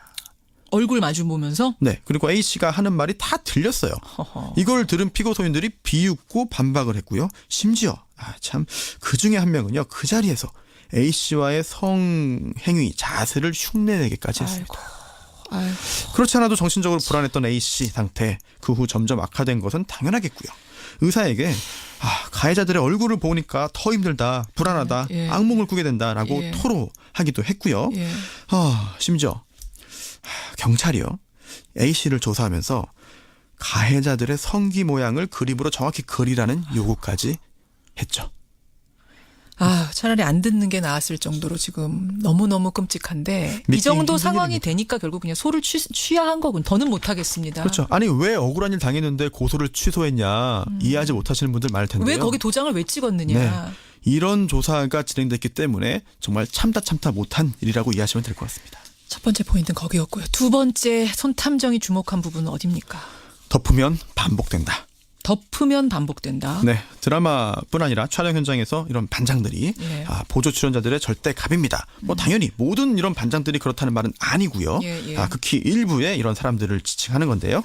과거에도 비슷한 문제가 드러난 적이 있었어요. 그래요? 네, 특히 A씨를 강간한 이 반장. 예. 그 전에도 다른 여성 엑스트라에게 비슷한 일을 했다고 합니다. 그런데도 같은 자리에서 같은 일을 계속하고 같은 범죄를 반복한 건데요. 지금은 그만뒀습니까, 그 사람? 그게 참 이 반장뿐 아니라요. 많은 가해자들이 여전히 본인이 했던 일을 계속하고 있다고 합니다. 지금도 그럼 드라마 제작 현장에서 이런 일을 하고 있어요? 그렇습니다. 가해자들? 그 유사한 직종에서 유사한 업무를 하고 있는 사람들이 거의 대부분인 거죠. 뭐 법적으로는 물론 문제가 없습니다. 법적으로는 문제가 없는 상태지만 그냥 우리가 생각할 때는 와 이래도 되는가 싶긴 하네요. 그렇습니다. 특히나 이제 당시에 이제 그 법에 따라서 보면은 이제 처벌 가능성도 사라진 상태이고 또 민사적으로도 이기기 어려운 상황이 되어 버렸는데 진상을 조사하지 못하고 묻어둔다면 또 다른 피해자가 생길 수 있다라는 위험성이 있는 거죠. 오늘 참 참담하고 답답한 사건. 손탐정의 마지막 한마디는 뭡니까? 미투 운동의 가늠자이다. 가늠자? 네. 두 딸과 남편을 잃은 어머니 홀로 남아서요. 1인 시위하다가 명예훼손죄로 고소당해 재판까지 받았는데요. 다행히 무죄 판결을 받긴 했어요. 명예훼손에 대해서? 네. 그때 재판장이 이런 말을 했습니다. 공권력이 범한 참담한 실패와 이로 인해 가중됐을 A씨 모녀의 고통을 보면서 깊은 좌절과 슬픔을 금할 수 없다. 결국 법원도요. 공권력의 잘못을 사실상 인정한 것이나 마찬가지인데요. 예. 이렇게 사건이 폭로된 것도 이렇게 구체적으로 폭로된 것도 제대로 파지지 못하고 있는데 이걸 본 다른 사람들 어떻게 피해 사실을 말할 수 있을까? 탐정 손수호 수고하셨습니다. 네. 김현정의 뉴스쇼 오늘은 여기까지입니다. 저는 내일 아침 7시 반에 다시 찾아오죠. 고맙습니다.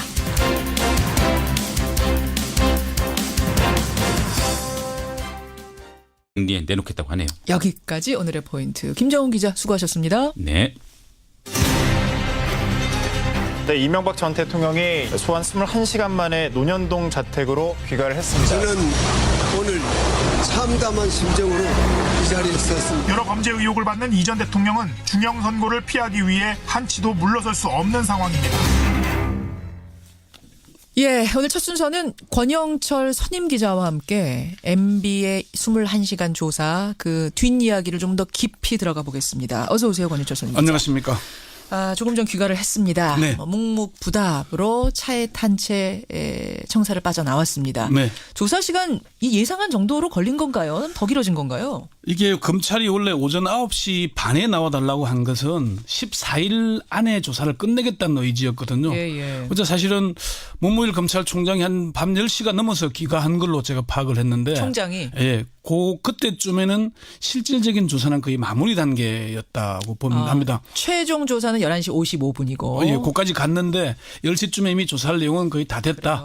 그다음에 이제 뭐 기록 검토 시간이니까 귀가했다는 얘기를 들었으니까 예상에서 크게 벗어나지는 않았고요. 그리고 뭐 한 6시간 반 정도 기록을 검토했는데 박근혜 전 대통령보다는 조금 짧았죠. 그러네요. 특수수사청들에게 물어보면 기록 검토를 쉽게 하는 경우는 한 4시간 정도. 꼼꼼하게 하면 7시간 정도 걸린다고 하니까 뭐 6시간 반 정도는 제법 꼼꼼하게 한 셈입니다. 오늘 사실은 권영철의 Y뉴스를 앞으로 땡긴 거 아닙니까? 네. 잡아오신 주제를 보니까 이명박 전 대통령 검찰 조사에서 왜 당황했을까? 이렇게 잡아오셨더라고요. 그렇습니다. 아니 출두할 때만 해도 목소리 높이고 들어갔는데 당황했다는 얘기가 들려와요? 예, 제가 그렇게 취재를 했는데요. 아마 예상하지 못한 증거 자료들이 제출되면서 이명박 전 대통령이 상당히 당황했다 이런 얘기를 들었습니다. MB가 예상치 못했던 자료들, 증거 자료들을 검찰이 불쑥불쑥 내미는 통에 당황했다. 예. 통상 검찰이 피의자를 소환해서 조사를 할 때 수사를 통해서 수집된 증거 자료들을 다 내보이지는 않습니다. 예. 둔 카드가 있어야 재판에서 유죄를 입증하는 데 유리하지 않겠습니까? 그렇죠. 그런데 이제 이 전 대통령에게는 수집된 증거 자료들 상당 부분을 보여준 것으로 알려졌습니다. 검찰의 한 핵심 관계자는 원래 수집된 증거 자료를 다 보여주지 않고 이래도 모른다고 할 테냐 이 정도만 보여주는데 이번에는 많이 보여준 편인 걸로 안다. 왜요? 왜 이번엔 많이 보여줬어요? 워낙 뭐 이명박 전 대통령의 조사는 예정대로 갔다 그럽니다.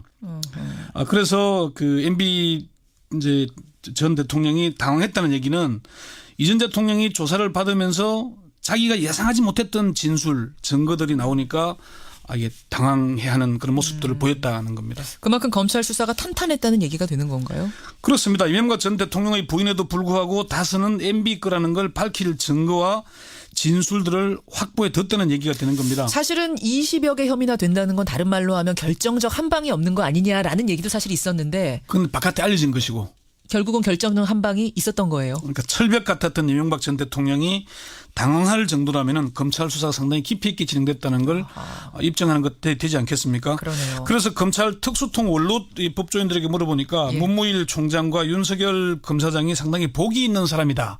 이런 얘기들까지 하더라고요. 복이 있다니요? 그 얘기는 수사가 예상과 달리 잘 풀렸다는 겁니다. 사실 다스 수사가 본격화되기 전까지만 해도 검찰은 이명박 전 대통령에 대해서는 구속영장은 검토조차 안 했던 것으로 이렇게 파악이 되고 있습니다. 검토조차 안 했다고요? 예. 원세훈 전 국정원장의 그 댓글 공작. 시작은 사실 댓글부터 시작한 거거든요. 그렇죠. 수사가. 그리고 국정원 특활비 문제가 이제 또 뚫리면서 이게 시작된 거 아닙니까? 이때만 해도 전직 대통령에게 구속영장을 청구할 사안은 아니라고 봤다는 겁니다. 검찰의 한 고위 관계자는 국민들은 다스는 누구 겁니까? 운동을 벌이면서 관심을 나타내지만은 다스가 MB 거라는 걸 밝힐 방법이 없었다. 그런데 측근들이 줄줄이 불기 시작하면서 수사가 의외로 쉽게 풀렸다 이렇게 얘기를 했습니다. 그렇죠. 예, 이 전 대통령 검찰 조사에서도 다스는 자기 거 아니라고 계속 부인했답니까? 일관되게 부인한 것으로 파악이 됐습니다. 그래요? 검찰에서 이 전 대통령에 대한 조사가 평화롭게 진행됐다 이렇게 말을 했거든요. 이 말은 예상에서 벗어나지 않고 조사 내용을 둘러싸고 의견 대립이나 이 뉴스의 행간 이면에도 뭐가 숨어 있습니까? 네, 첫 번째 행간은 인생이 재미없다면 그것은 비극이다입니다. 누구 말이에요? 호킹 박사가 한 말입니다. 그러고 보면 호킹 박사가 남긴 말 어록 굉장히 많죠. 정말 많아요. 굉장히 많아요. 네. 근데 우리 일상에 치이다 보면 이 사는 게 재미없다는 느낌 정말 많이 갖게 되잖아요. 고통스럽다는 얘기를 많이 하는 사람들이 있는데 호킹 박사한테는 그럴 여유조차 사실은 주어지지 않았습니다. 21살에 이 대학원 시절이었는데요. 갑자기 일명 루게릭병이 찾아와서 2년밖에 살지 못한다 이런 사형 선고까지 받았습니다. 그러니까 21살에 시한부 판정을 받았는데 네, 그렇죠. 결국은 70세 넘어까지 산 거예요. 저는 그 자체도 많은 사람들에게 희망을 주는 거다. 이런 생각도 사실 들거든요. 그러니까 몸이 굳어가고 결국 이제 말도 할 수 없는 상태가 됐잖아요. 손가락 2개만 움직일 수 있었거든요. 맞아요. 근데 호킹 박사는 병 진단을 받기 전까지 내 인생은 정말 지루했다. 어차피 죽는다면 뭔가 좋은 일을 하는 게 낫다.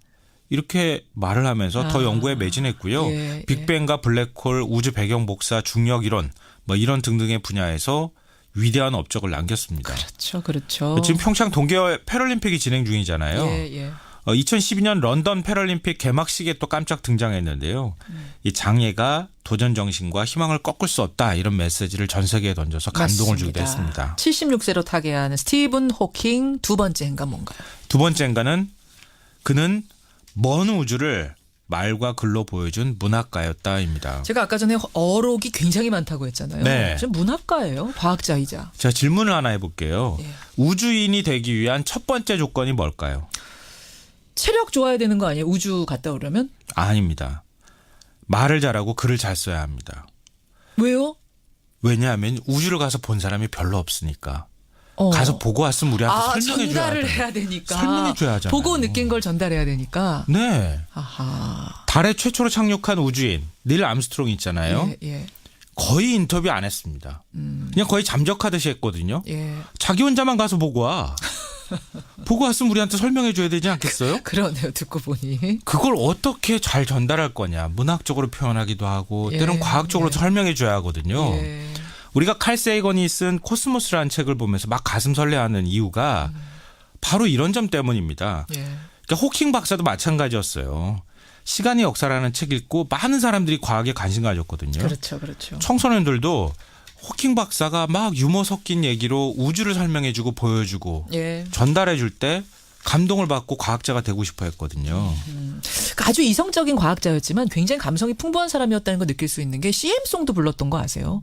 그건 몰랐어요. 예, 드라마 나온 건 알아요. 심슨 가족. 맞아요. 나왔는데. 드라마도 했고 CM송도 했고 이게 굉장히 재능이 많은 사람입니다. 재능이 있다기보다는 이렇게 친숙한 모습을 보여주고 많은 사람들이 과학에 호기심을 갖도록 만들어줬다고 하는. 그래서 위대한 과학자인 거예요. 이분에게는 장애가 아니었던 거예요. 그럼요. 예, 못할 일이 없었던 겁니다. 그래서 더 울림이 있는 건데 마지막 행간 뭔가요? 마지막 세 번째 행간은 천천히 깊게 사유하면 세상이 달라 보인다입니다. 이게 호킹 박사 말 중에 제일 유명한 말이죠. 네. 고개를 들어 하늘의 별을 올려다보라. 여러분이 보는 것이 무엇인지 이해하고 무엇이 우주를 존재하게 하는지 궁금해하길 바란다. 호기심을 가져라. 이게 호킹 박사의 말 중에 가장 감동적인 말이 아닌가 싶은데요. 호킹 박사는 세상에서 가장 불편한 몸으로 가장 넓은 우주를 사유했다. 이런 얘기를 들을 만한 분이었습니다. 그런데 일본에 3단어밖에 만들지 못했거든요. 나중에 가서는 눈동자로 글자를 만드는 것밖에 못했어요. 손가락까지 마비되면서. 네. 그리고 책을 썼어요. 그리고 대화를 나눴는데요. 우리가 한번 1분 동안 생각해서 고르고 골라서 3단어를 말한다고 생각해 보세요. 3단어를 쓴다고 생각해 보세요. 그 사유의 깊이가 얼마나 깊겠습니까? 그렇죠. 그렇죠. 근데 정반대로요.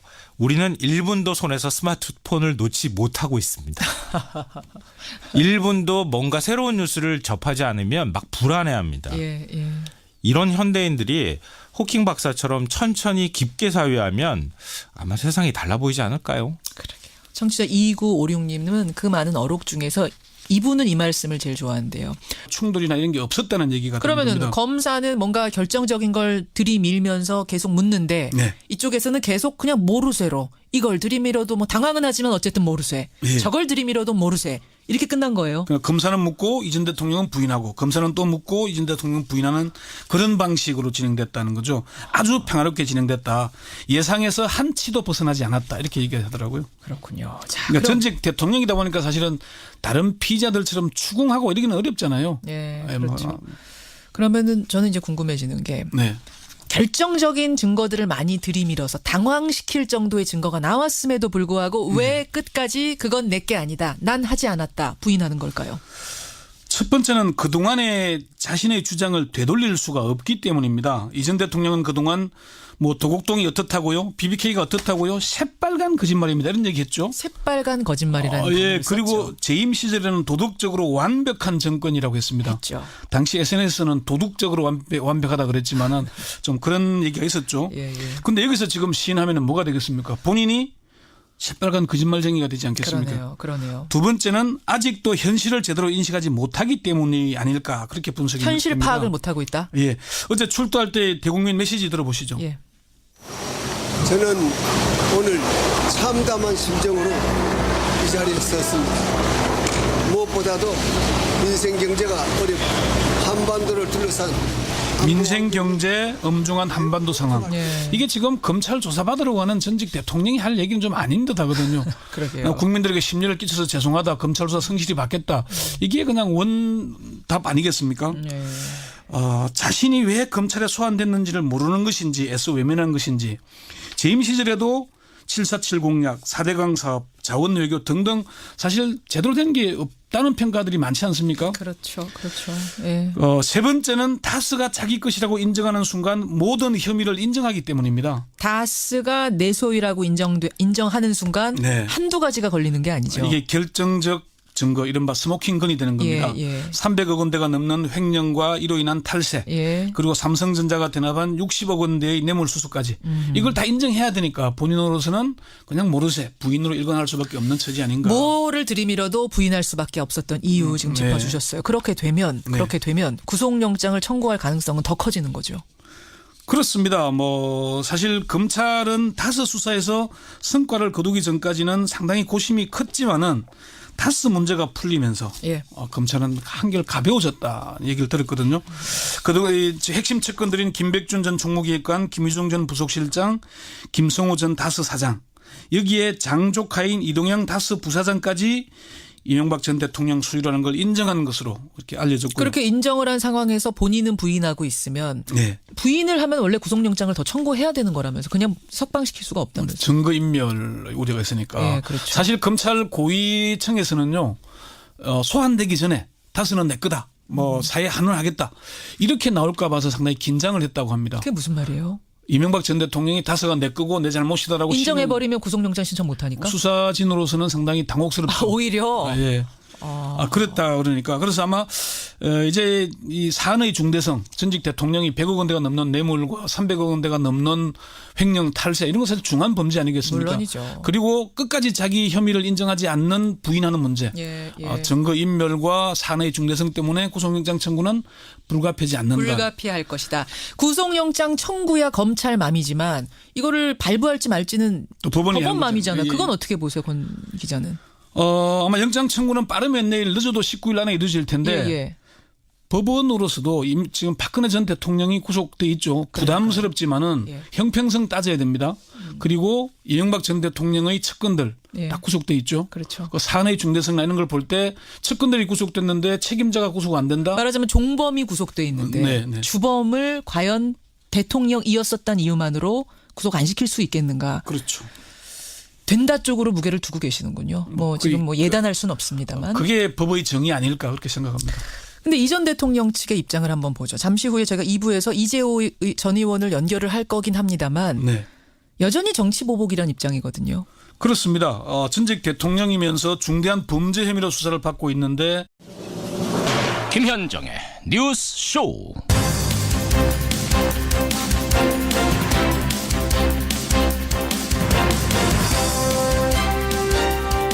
조금 전 6시 25분경 검찰 출석 21시간 만에 이명박 전 대통령이 서울중앙지검을 나섰습니다. 쏟아지는 질문에도 묵묵부답 차에 올라탔는데 검찰 조사에서는 이렇게 말했다죠. 나는 모르는 일입니다. 설령 그런 일이 있었다 해도 실무선에서 이루어진 거고 나는 보고를 받은 적도 지시한 적도 없습니다.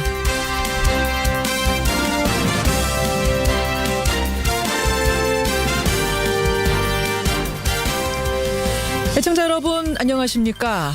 이명박 전 대통령 사위, 조카, 집사가 내놓은 결정적인 진술과 증거 앞에서도 모르쇠로 일관하는 모습을 보여줬습니다.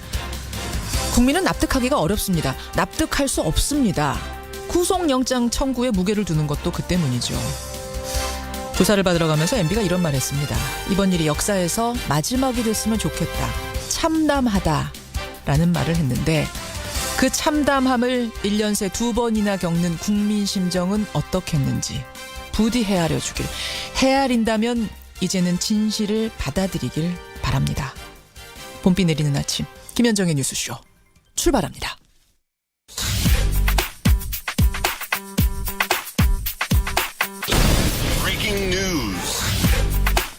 김현정의 뉴스쇼가 주목한 오늘의 포인트 김정훈 기자 나와 있습니다. 어서 오세요, 김 기자. 네. 오늘 첫 포인트 뭐부터 봐야 됩니까? 네, MB 21시간의 고강도 조사입니다. 예, 21시간 만에 나왔어요. 사실은 오래 걸릴 거라고 예상은 했지만 정말 꼬박 하루 걸렸네요. 네, 어제 오전 9시 22분에 서울중앙지검에 도착했거든요. 예. 그 이명박 전 대통령 오늘 새벽 6시 26분에 검찰 청사를 떠났습니다. 예. 14시간 동안 조사를 받았고요. 자정부터 6시간에 걸쳐서 신문 조서를 검토했습니다. 조사를 받으러 나올 때 하고 싶은 얘기가 많지만 말을 아끼자고 다짐한다 이렇게 말을 했던 이 전 대통령은 조사를 마칠 때도 아무 말 없이 다만 검찰 관계자들에게 수고했다 이런 말만 남기고 떠났습니다. 예. 이렇게 장시간 조사가 이어진 거는 뇌물수수, 횡령 등 혐의가 20개가 넘기 때문이죠. 그렇죠. 또 이 전 대통령은 대부분의 혐의를 부인하며 검찰과 치열한 공방을 벌인 뒤에 조서도 꼼꼼하게 검토하면서 이렇게 귀가가 늦어진 것 같네요. 혐의를 이렇게 부인하다 보니까 오히려 구속영장 청구 가능성은 높아졌다 이런 분석 나오죠. 네, 이미 검찰은 상당한 물증까지 확보한 것으로 이렇게 알려져 있거든요. 예. 그런데도 혐의를 부인한다면 검찰은 증거인멸의 우려가 있다 이런 이유로 구속영장을 청구할 가능성이 적지 않습니다. 영장을 청구한다면요. 이르면 내일 아니면 월요일이 될 것으로 보이는데 검찰이 막판 고민을 이어갈 것 같네요. 예, MB의 검찰 조사 뒷이야기는 잠시 후에 권영철 기자와 함께 조금 더 짚어보기로 하죠. 일단 다음 포인트 갑니다. 네, 무역에서 맞붙은 한미 간 격전입니다. 북핵 문제, 미사일 문제 두고는 긴밀한 관계를 유지해온 우리나라와 미국인데 무역에서는 계속 삐걱거려요. 네, 오늘 한미 FTA 3차 개정 협상이 미국에서 열리거든요. 앞선 두 차례 협상에서 제기된 논의를 이어가는 자리인데 한 가지 숙제가 더 얹혀졌습니다. 뭡니까? 이게 바로 수입 철강에 대한 고율의 관세죠. 예. 미국이 수입산 철강에 관세 폭탄을 떨어뜨리기로 했는데 우리나라는 23일 발효 전까지 어떻게든 그 예외국으로 인정을 해달라 이런 요구를 하는 중이거든요. 지금 예외국이 3개국 있거든요. 거기에 우리도 좀 넣어달라 이런 맞습니다. 겁니다. 예. 근데 이렇게 되면 어쨌든 한미 FTA 개정 협상 쟁점 중 하나인 자동차 시장에서 우리나라가 한 발 양보를 해야 되는 상황에 몰릴 가능성이 높습니다. 결국 철강 관세 방침이 한미 간 무역 전쟁에서 미국의 지렛대로 사용되는 형국인 거죠. 지금 외교 안보 쪽은 잘 풀리고 있잖아요. 네. 이 무역 쪽에서도 좀 실력 발휘가 됐으면 좋겠습니다. 좋은 소식 들려왔으면 좋겠고 마지막 포인트 하나 더 짚죠. 네, 김은국에 번진 미투 폭로입니다. 가수 김은국 씨 성폭력 가해자로 지목이 됐더라고요. 현재 가수 협회장이기도 하거든요. 그렇죠. 지난 2016년 가수 김은국 씨로부터 성폭행을 당했다는 30대 여성의 폭로가 터져나왔습니다. 예. 보험 설계사로 김은국 씨와 만났다고 하죠. 김 씨가 억지로 술을 먹여서 정신을 잃었고 깨어나 보니까 알몸으로 누워있더라 이런 주장입니다. 이에 대해서 김은국 씨 측은 함께 술을 마신 건 사실이지만 성폭력은 없었다는 입장인데 조만간 공식 입장을 그게 왜 정치 보복인지 저는 잘 이해가 안 됩니다만은 이 전 대통령 측은 그런 입장을 바꾸지 않고 있습니다. 그렇죠. 어제 출두할 때 말 다시 잠시 한번 들어보시죠. 예. 전직 대통령으로서 물론 하고 싶은 이야기도 많습니다만은 말을 아껴야 한다고 스스로 다짐하고 있습니다. 다만 바라건대 역사에서 이번 일로 이게 말을 아낀다는 게 내가 정치 보복 얘기는 하지 않겠다. 이런 뉘앙스죠. 제가 이따가 이재호 전 의원한테 한번 물어볼게요. 말 아낀다고 하는 그 말줄임표 안에는 뭐가 들어있었던 건가? 건 기자가 보기에는 네. 정치 보복이라고 나는 생각한다라는 말을 하고 싶었던 게 아니냐? 예, 그게 이제 지난 1월 17일 기자회견에서 정치 공작이요, 정치 보복이라고 얘기했거든요. 그 얘기도 다시 한번 들어보시죠. 예. 적폐청산이라는 이름으로 진행되고 있는 검찰 수사에 대하여 많은 국민들이 보수를 괴멸시키고 또한 이를 위한 정치 공작이자 노무현 대통령의 죽음에 대한 정치 보복이라고 보고 있습니다. 그렇지만 국민적인 호응은 별론 것 같아요. 지금 청취자 문자도 보면은 5754님 MB에 참담하다는 말 이건 국민들이 할 말 아닙니까? 정민호님은 자택 압수수색도 했었어야 된다 이런 얘기 또 구속이 돼야 된다. 이거는 정치적으로 따질 문제가 아니다라는 문자가 압도적으로 들어오는 상황이거든요. 자택 앞에 1인도 없었다. 한 명도 없었다. 이런 얘기들 있지 않습니까? 예. 그리고 측근들도 지난해 연말 송년회에는 40여 명이 몰렸잖아요. 그런데 어제는 한 10여 명 정도에 불과했죠. 그렇더라고요. 법조인을 중용했지만은 정동기 전 민정수석과 광훈 법무비서관 외에는 변호인도 제대로 없지 않습니까? 예. 법무장관이 몇 명이고 민정수석이 몇 명이고 비서관들이 몇 명인데 그런 문제. 다만 언론인 출신들이 끝까지 곁을 지키고 있어서 좀 대조적이긴 합니다. 끝까지 곁을 지키는 사람들은 저 대부분 언론인들이더라고요. 맹현규, 김효재, 이동관 등등이 그렇죠. 아마 언론인들은 사실은 변호사직이나 할 수 없기 때문인지는 모르겠지만은 어쨌든 이명박 전 대통령의 혐의가 중하고 또 그리고 측근들이 이미 구속되어 있기 때문에 구속을 피하기는 어려워 보인다. 이걸로 마무리하겠습니다. 여기까지 권영철 선임 기자가 21시간의 검찰에서의 그 상황들 그 뒷이야기 정리해 주셨습니다. 고맙습니다. 네.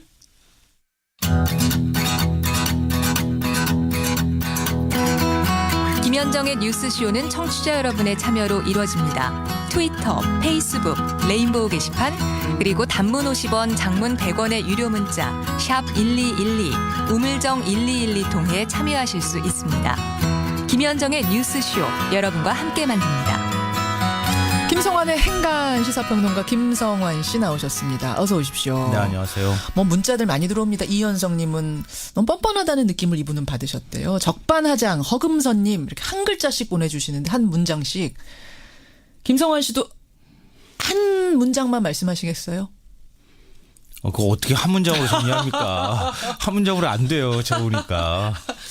그 말씀하세요. 편하게. 아니요. 전 이명박 전 대통령을 최근에도 만났던 사람 얘기를 직접 들었는데요. 예. 일부 인정하고 이제 국민들한테 설명을 하면 어떻게 되냐 이렇게 얘기를 했는데 말도 못 꺼내는 분위기였다고 합니다. 그런 이야기를 건넬 수 왜요? 너무 막 이 격앙돼 하고 그래서 너무나 정치보복이라는 이게 강해서. 이게 강해서 네네 그렇게 얘기하더라고요. 하하 그래요. 잠시 후 이재호 전 의원님 그 입장을 대변할 것 같거든요. 듣고 반론도 해보고 그렇죠. 행간에서는 다른 얘기를 좀 해보겠습니다. 네, 금세기 최고의 천체 물리학자 스티븐 호킹 박사가 향년 76세로 타계했습니다. 예. 어린 시절에 휠체어를 탄 채 눈동자로 마우스를 움직이면서 대화하던 호킹 박사의 모습을 보고 과학자의 꿈을 키웠던 분들 정말 많을 것 같은데요. 많을 거예요. 우주로 떠난 천체 물리학자 스티븐 호킹 이 뉴스의 행간을 좀 살펴볼까 합니다. 우리 시각으로 어제 세상을 떠난 스티븐 호킹 박사 전 세계에서 애도 성명이 줄을 이었더라고요. 네, 테레사 메이 영국 총리, 루캉 중국 외교부 대변인, 모디 인도 총리 뭐 등등 해가지고 굉장히 많은 사람들이 또 굉장히 많은 국가에서 애도 성명을 발표했는데요. 예. 이론 물리학자 로런스 클라우스의 말이 참 저는 인상적이었습니다. 뭐라고요? 별이 방금 우주로 돌아갔다. 그는 76년 동안 우주와 용감하게 싸웠고 또 우주를 길들였다. 이 과학자도요. 멋있네요. 철학자여야 돼요. 네, 별이 방금 우주로 돌아갔다. 우주로 돌아간 스티븐 호킹.